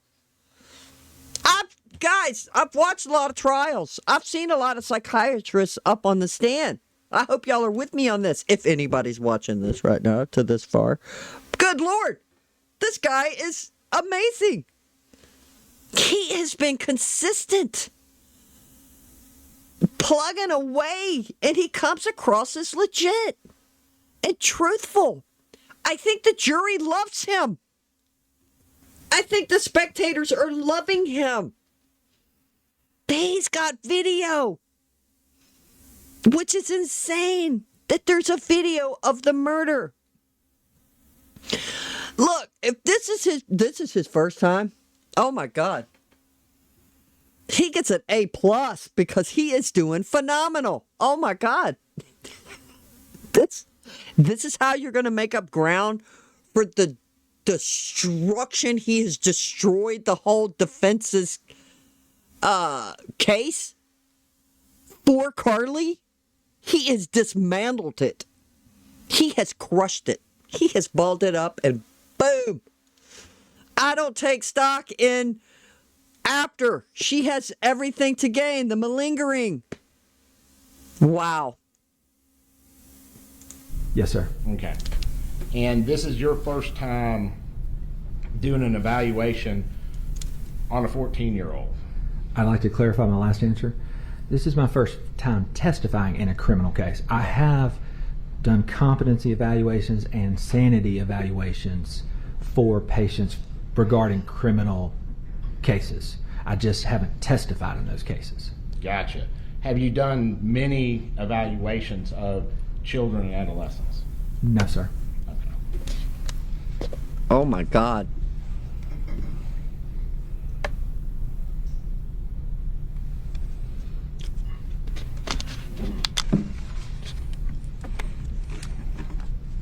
Well, he comes across as an expert. May I beg the court's indulgence for a moment again? Oh my God. You should have been ready for this guy. And I know they read the 85-page report. Oh man. I don't think he has made any ground with this witness and helping gain points back. Okay. And this is one thing. There were two other evaluations that were done, and that's Dr. Clark and I think Giuliano. Yeah. Okay. Neither one of them came to the conclusion that there was malingering, correct? Not that I recall. Okay. We would tender, Your Honor. What? Oh my God, are you kidding me? Is that it? So, let me get this straight. They come out the gate discrediting him, his knowledge, his expertise, his experience. They attacked his experience. They attack his the bipolar dad about how he came up, which was terrible. They didn't show anything to discredit him his findings for this dad. In fact, it backfired. It backfired. It completely. This is. Oh my God. Dr. Pickett, you've done more than, or close to over 100 evaluations regarding competency and insanity, isn't that right? I don't even think she needed to get back up and say anything, but she did, okay, and I'm going to play it back again. But, dude, the defense did nothing to diffuse the bomb that he has laid on the defense. The defense just did nothing. In my eyes, in my ears, listening, they did nothing. The prosecution said, yeah, we're good.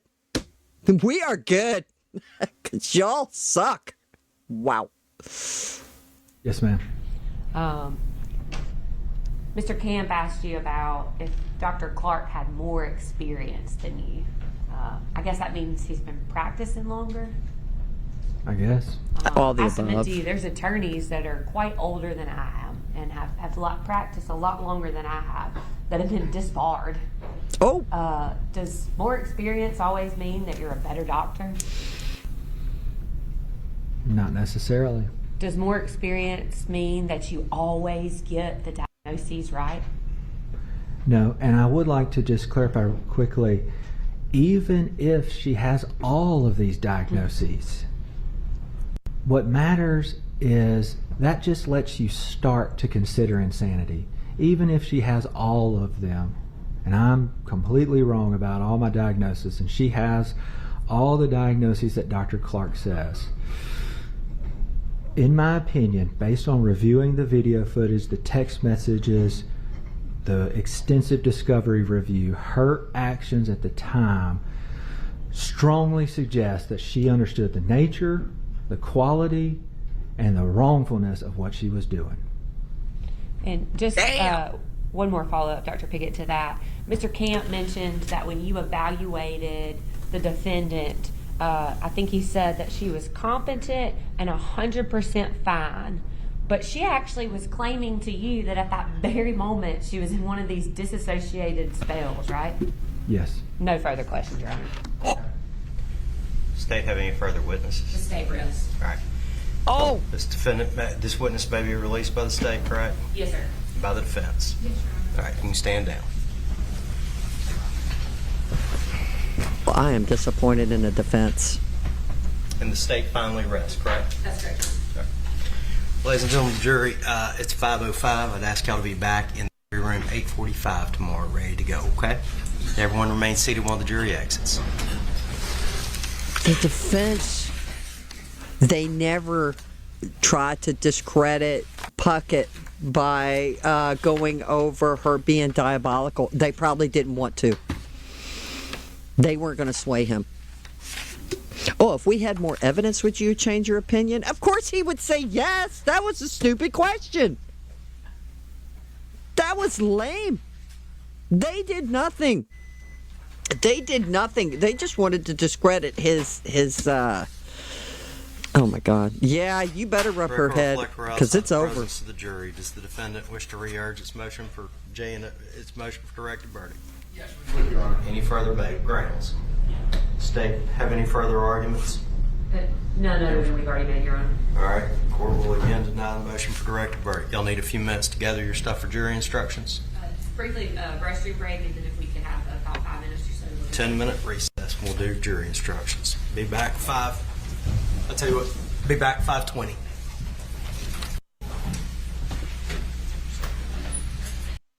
Oh my God.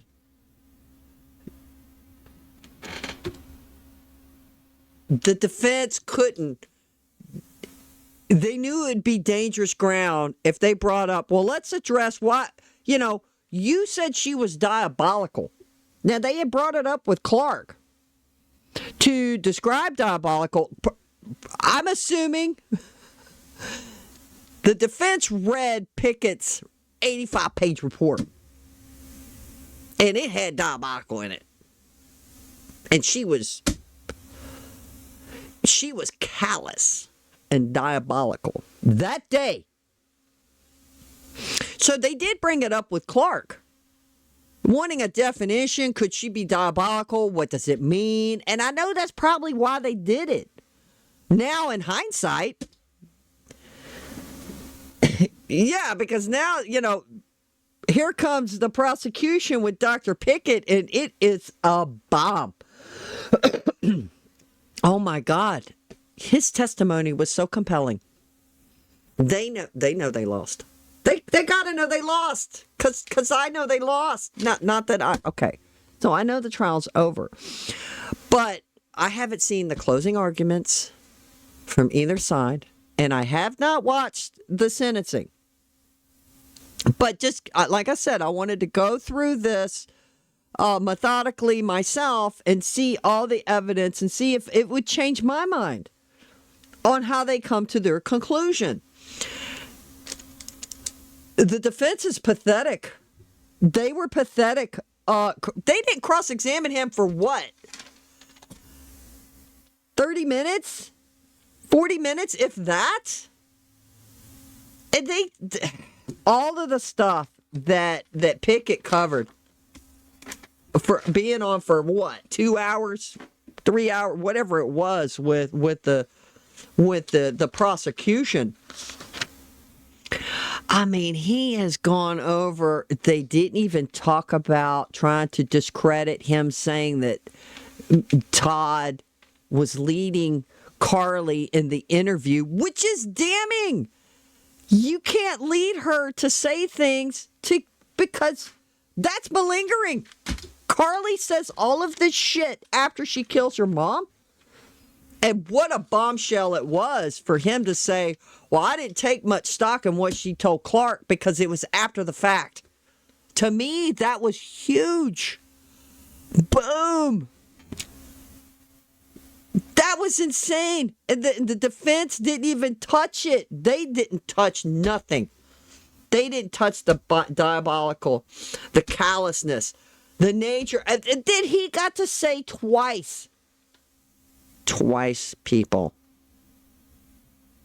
on cross, Mr. Pickett was asked a question about some unusualness. And he walked into that door.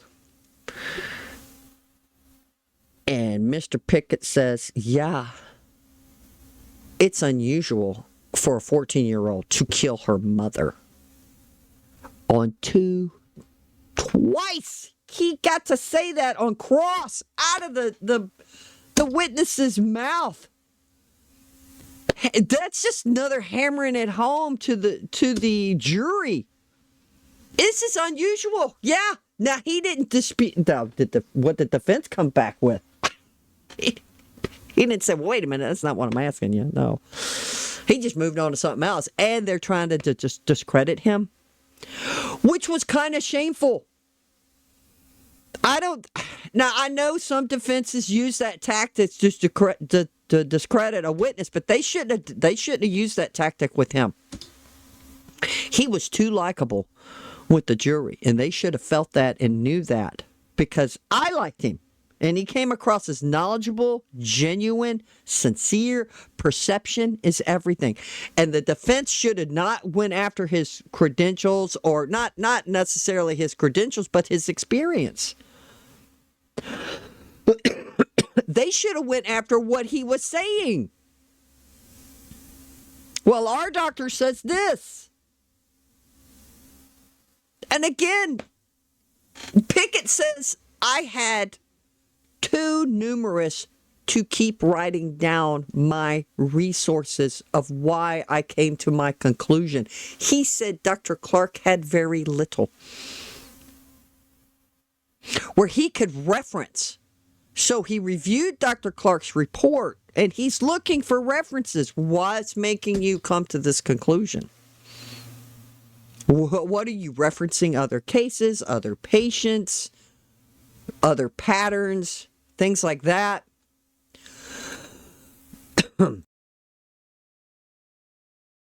I'll try to, the pollen is high today, and I do have my window cracked.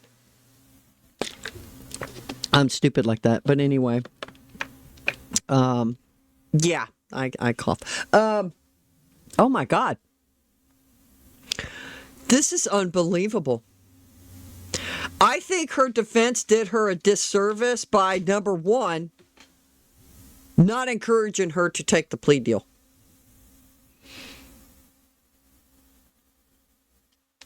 Just hindsight, I know it's 2020. She should have took it. How the hell? She's being tried as an adult. Whose final decision was it? Was it her talking with her grandparents, with her attorneys, with her stepfather, and they're all discussing this? Knowing that there's this video of this creep. It was creepy.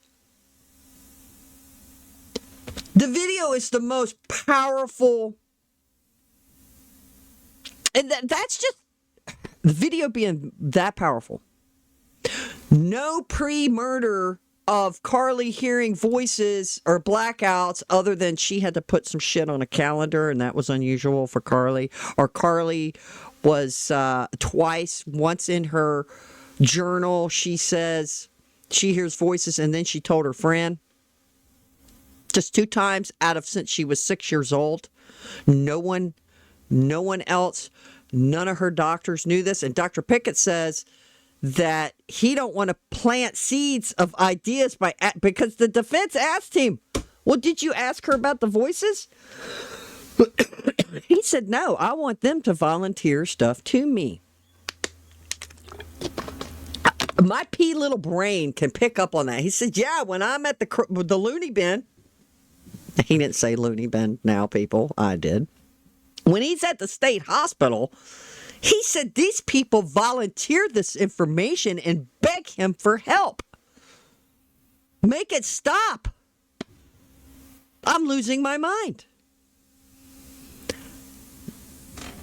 This is terrible for the defense. They did a horrible job with this witness, and this witness to me is going to win the day for the prosecution. Now, hopefully they'll have, maybe somebody will interview these juries, because I'd like to be the little fly on the wall, and when they go in to deliberate, what's getting them to where they're at? Obviously, they're going to take in consideration the video. They have to go by. He's fixing to give them the jury instructions. I don't know if I'm going to sit through that, but I'm going to try to finish up my thoughts here. Wrapping the whole trial up in 4 days. Now, it's 4 days to them. It wasn't 4 days for me, right? I had to do this in sections. But again, everything. What is the most crucial thing that they're going to walk away with, my opinion, is the video and Pickett's testimony. And they can also use the other doctors that they brought on, the nurse practitioner and the therapist who saw her. The therapist saw Carly the day before. She was clearly, visibly upset on the stand. Her patient kills her mother. She probably feels some kind of guilt that she couldn't help Carly, or she couldn't see this coming. I can't imagine.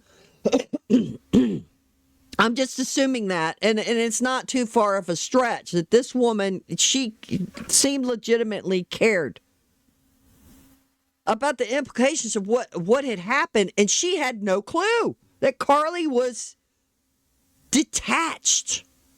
Carly is schizophrenic. Carly's hearing voices.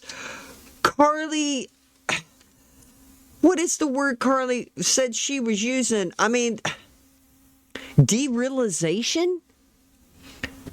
She said no. And the nurse practitioner, no. Pickett said, going all the way back, there was nothing about all of these things until after the fact. And to me, that is at the top of the list. When was she showing signs of this? According to Dr. Clark, she was 6 years old. This has been going on. But Carly don't tell nobody this shit until after she kills her mother and she's arrested and sitting in prison. And she will be tried as an adult.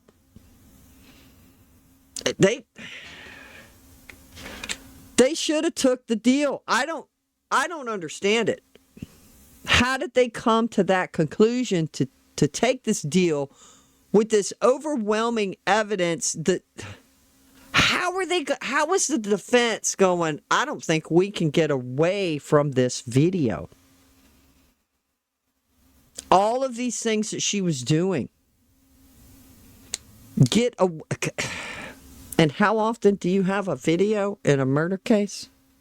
The visualization of this, prior knowledge that Carly knew her mother knew because some kid told her mom, Carly's got XYZ, Carly's doing stuff she shouldn't be doing.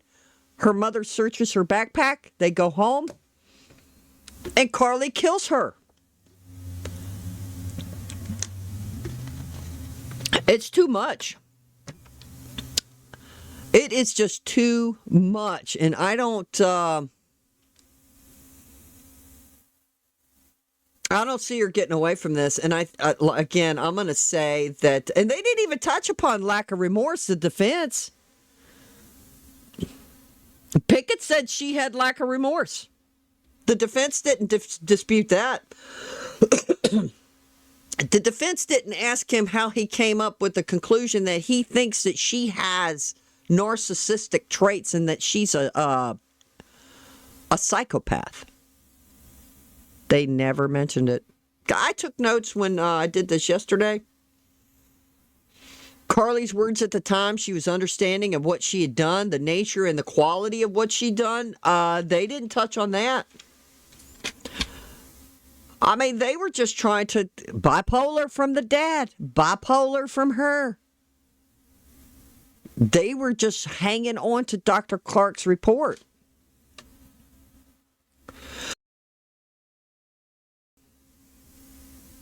It's insane. How much time is left on here? This is well, they're going to go over the jury instructions. It's going to be some quick jury instructions, maybe 15, 20 minutes, maybe. I'm going to wrap this up. This is a long video, but dad blame. This is crazy. And then, oh man. She has textbook perfect answers, which the defense didn't bring that up on cross. Dr. Pickett said she had textbook answers. Didn't even touch that. Didn't even touch it. Let's see, what else did they... I mean, all this stuff that he went over... I'm looking at my notes from yesterday. I mean, they did talk about her journal and that it was silly. Look at her smiling. Lord. I guess she don't have a clue. I thought she was so damn smart. She should know she is toast. And Carly was inconsistent. They didn't talk about that. Disassociation. And she diabolical. I don't know, guys. This is bad. And him trying to discredit him by saying it's his first time testifying. Dude, if it's his first time testifying, he hit that out of the park. Oh, he's in there now. I guess the trial's over.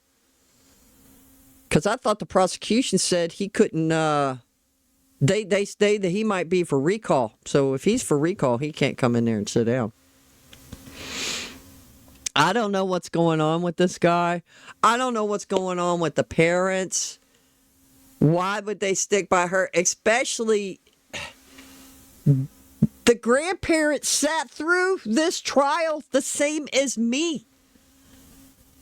And hearing how Puckett broke down the video. It was insane. Describing why he thinks she was diabolical at the time. And that she didn't have a blackout. Because she was doing executive functions. I had to write that down because he just said it today while we're doing this. He didn't say it the other day. Yesterday when I did the video. But he was saying why he didn't think that she had a blackout. They were talking about that. Blackouts, intrusive thoughts, and they were going over that with the prosecution with him. But today, he says executive functions, which puts a label on it, where she is calculating.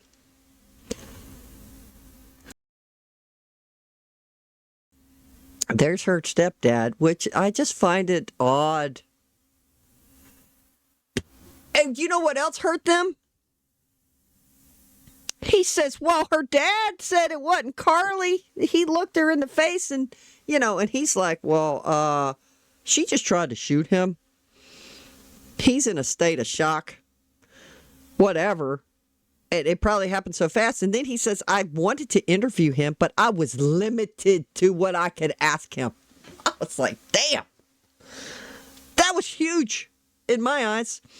Well, I'm not going to go over the jury instructions because we all know that kind of can get a little boring, but he's just going to tell them the standard stuff. Well, wait a minute. Let me see what he's saying to them. We've already heard the motion for directed verdict. I'm marking that refused. What? All right. D2 will be given. Objections by the state for the record. None other than they've already been instructed of that. Be given over objection. All right. D3, objections by the state. I think it's probably covered in the court's instructions. Be given over the state's objection. All right. D4, State objects. They're attempting to find reasonable doubt. response.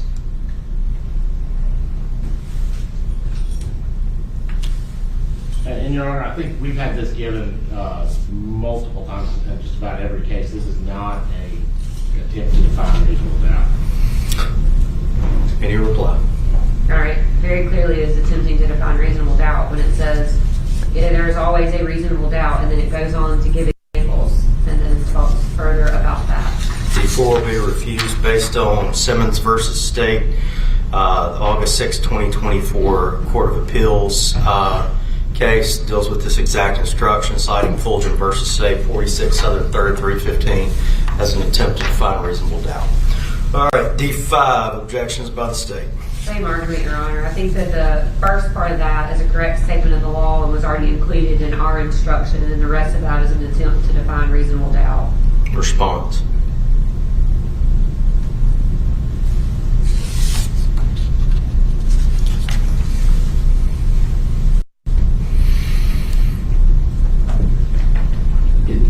This is a McNaughton, or is this a McNaughton one for us? This is your McNaughton instruction. Yeah, this is from the. That's what I thought. This comes from the. I guess the. What do you call it? The Mississippi rules. The pattern instructions. Yeah, unfortunately, a lot of the pattern instructions have been Modified? no, have been denied. So, court's going to rely on Jackson versus State. It's 2024 unpublished opinion. Westlaw 228-2840, particular paragraph 60 to 61, and Hearn versus State, cited 3 Southern 3rd 722, page 739, paragraph 51. In particular, what the court's looking at is there is already a complete statement of the law as to McNaughton in the jury instructions. For that reason, in the case is cited, we have there is a complete McNaughton instruction that makes it very clear it is the state's burden to prove that beyond a reasonable doubt. All right. That will be the basis of the court's ruling. D6, objection by the state. State objects again, attempt to define reasonable doubt. Your Honor, I think we've had this one given. I don't know if there's another 24 case that overturns it. No. So this particular instruction, the court's going to deny this instruction. This particular instruction is routinely given in federal court. However, in state court, Vaden, Jones, Barnes, Boutwell, Simmons versus State, as recently as a few weeks ago, have upheld that this is an attempt to define reasonable doubt under our state law. I'm aware that they're, for appellate review, understand that this is given by federal courts.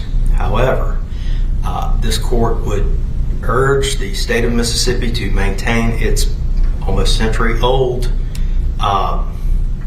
practice of not defining reasonable doubt. And I'm going to be frank, I'm not being ugly to anybody on the appellate courts. I have put as many juries in the box as anybody else. Juries don't need a definition of reasonable doubt. They know what it is.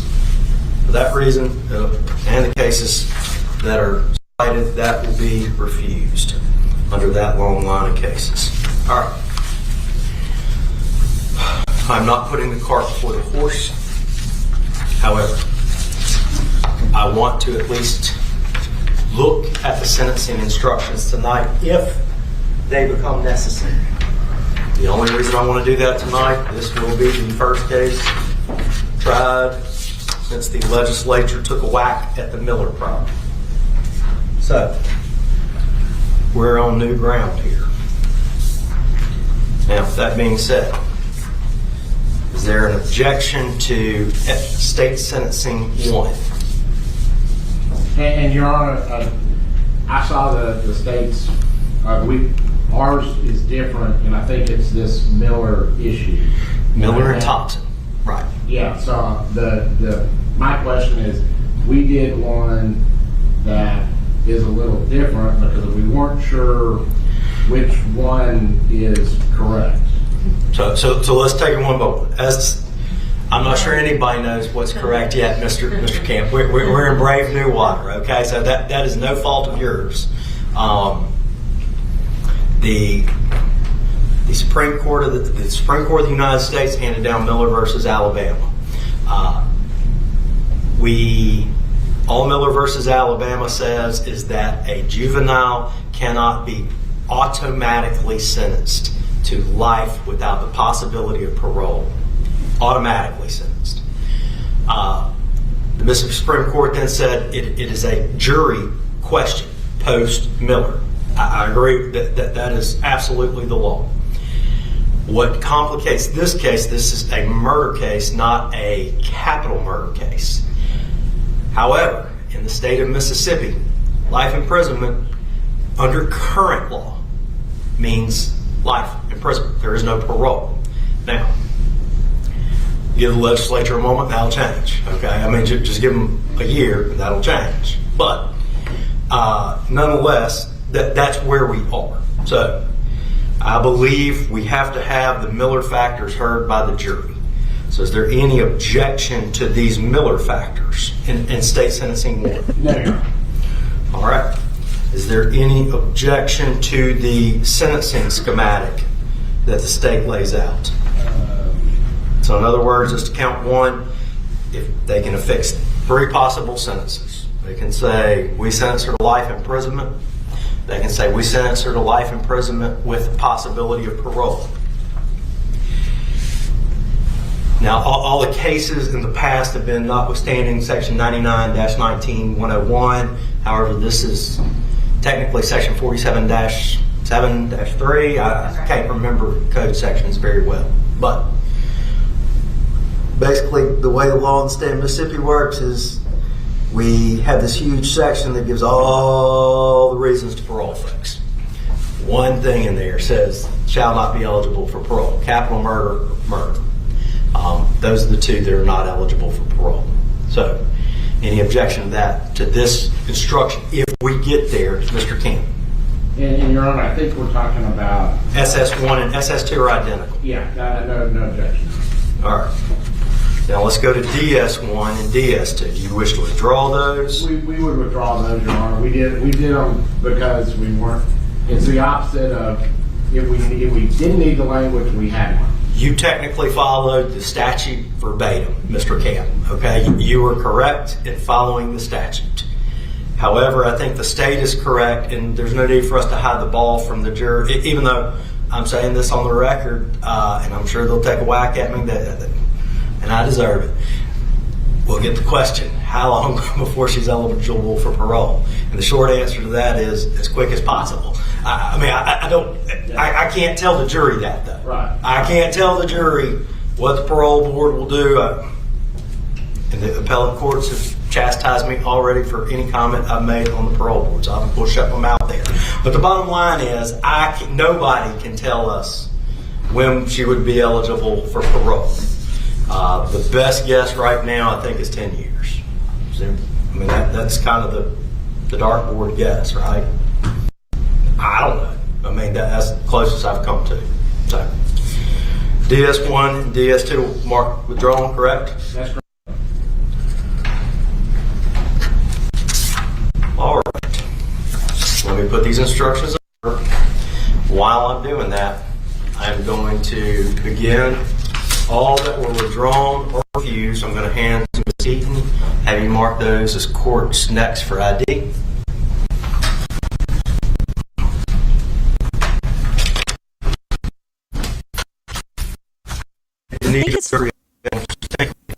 What is going on? Would the believe they need to flow? Maybe if I pause it, I don't know. Maybe I'm thinking it's doing this because it's 9 hours. I don't know how it's got some lag. And take a moment to think about that. I thought this part would be boring, but it wasn't. This was interesting.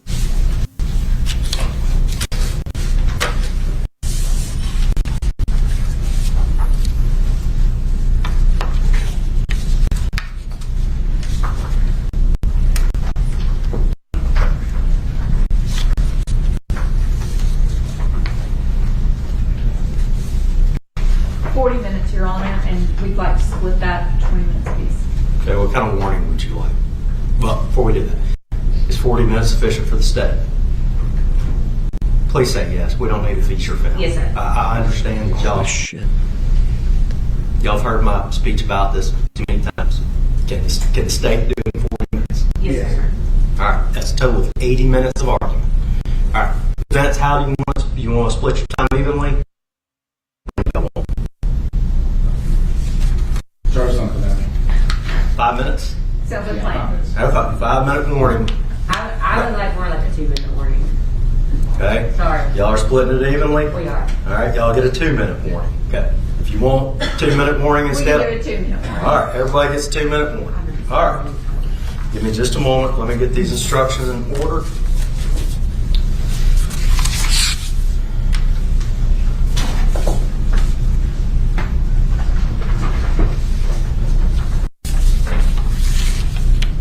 Wow.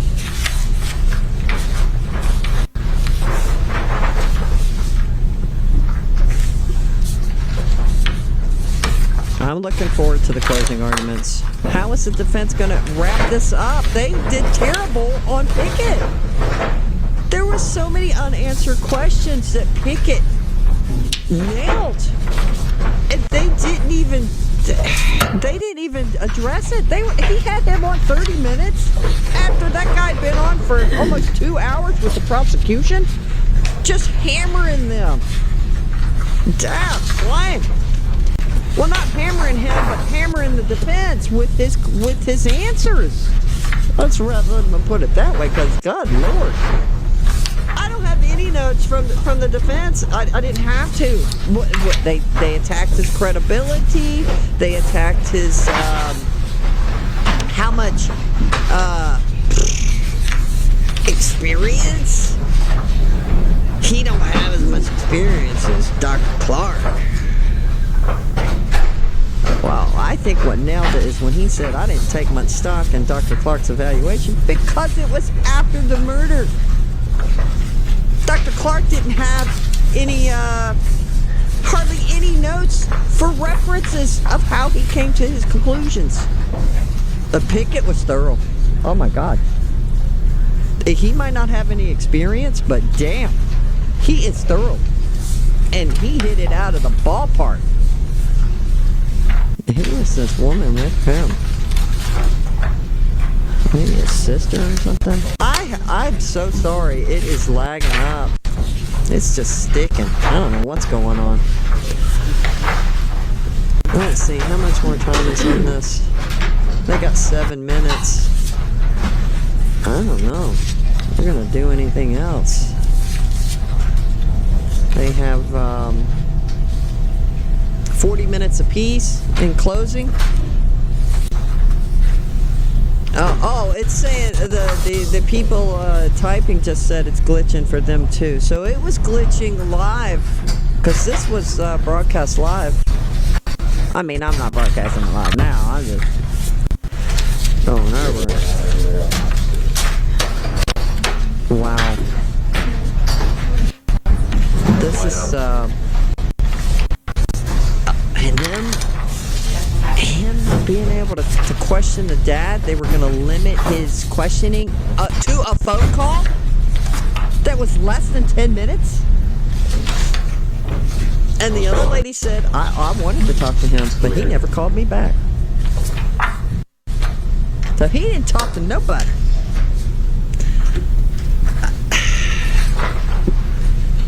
I don't know. I think he was, I'm just speculating.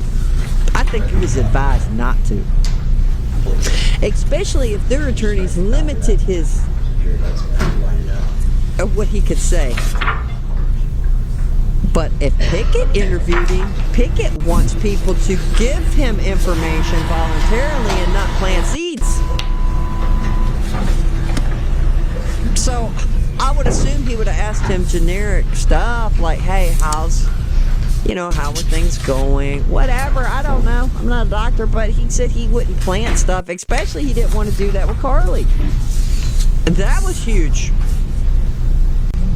He said, the defense asked We'll him. read out the instructions as follows. Here we go. S1 will be jury instruction number 1. C1 will be in jury instruction number 1. C2 will be jury instruction number 2. C3 will be jury instruction number 3. C6 will be jury instruction number 4. S4 will be jury instruction number 5. D2 will be jury instruction number 6. D3 will be jury instruction number 7. S1 will be jury instruction number 8. S5 will be jury instruction number 9. S3 will be jury instruction number 10. Well, I'm going to wrap this up. S6 Oh, my will be jury God. instruction number 11. S2 will be jury instruction number 13. And C4 will be jury instruction number I think it 14. hurt him. Always, the instructions will be on the bench before me. If either side needs to use them, they are free to use them. However, if you take the instructions, you should return them back up here in the same order. I think that it put hurt them him in. not letting the Any dad, questions more about the stepdad, be interviewed. I think it's a big deal. All right, Did you say we could get a copy of them? I know you said they were going to be out there. They're just doing that. It's just a couple minutes left. Guys, I'm going to wrap this up. Wow. Till the next video, which is closing arguments. This has been awesome. Pickett, I think, to me was out of all the witnesses and evidence presented, videotape of her committing it, the mom, the whole entirety, the 911 call, the video cam from Hunter Lewis, whatever, that guy when he first arrived on the scene, Pickett's testimony, Pickett breaking down the video. I wanted Clark to. I had said it previously. I was like, man, I want it to be picked apart by a specialist. I mean, I didn't even pick up on her scooting. Like I said, I probably should have went back and watched it again. I didn't pick up on her scooting from one side to head to the other because she was hiding from the camera. Now, I know when she went by, she was hiding the gun from the camera, but I didn't realize she was shuffling across, and Dr. Pickett says she was being diabolical. She was aware of the camera. I didn't think at the time when she peeked around the corner that it was because she was looking for her mom. I don't know. I missed stuff, but Pickett says, yeah, she peeked around the corner seeing if her mom had moved from one location to another. It was insane. That was powerful to me. It was very powerful. All right, guys, to the next video will be the closing arguments. Action packed.